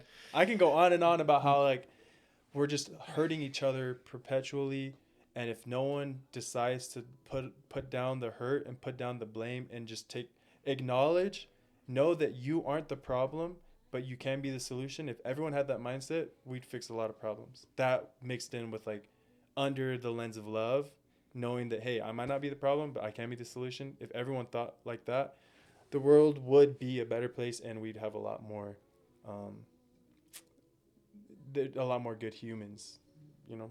Yeah, dude. It's true. There's some people need to have thicker skin, but at the same time, we all need thinner skin. Like we all need to. Yeah, it's like we need thicker skin It's and softer weird. hearts. It is very weird. Yeah, we do. That's a great way of saying it. Yeah. Like, dude, it's so true. There's just we need more love in the world, dude. Yeah. And it sounds corny as hell It does. when you say it, but if you really break it down, if you just took a second to think, if people loved like how I love my kids or like my husband or my wife, would the world be a better place? And if the answer is no, then that means you need to change how you view love. Yeah. Yeah. So that was great, bro. Dude, thank you for having me on, man. This is fun. I didn't even introduce you this time, and I liked that, like just kind of flowing with it. But just so you guys know, this is my boy Anson. He's a great guy, and he'll be on the pod more and more. So stay tuned. Let's go. Bro, that was fine. And I pressed that.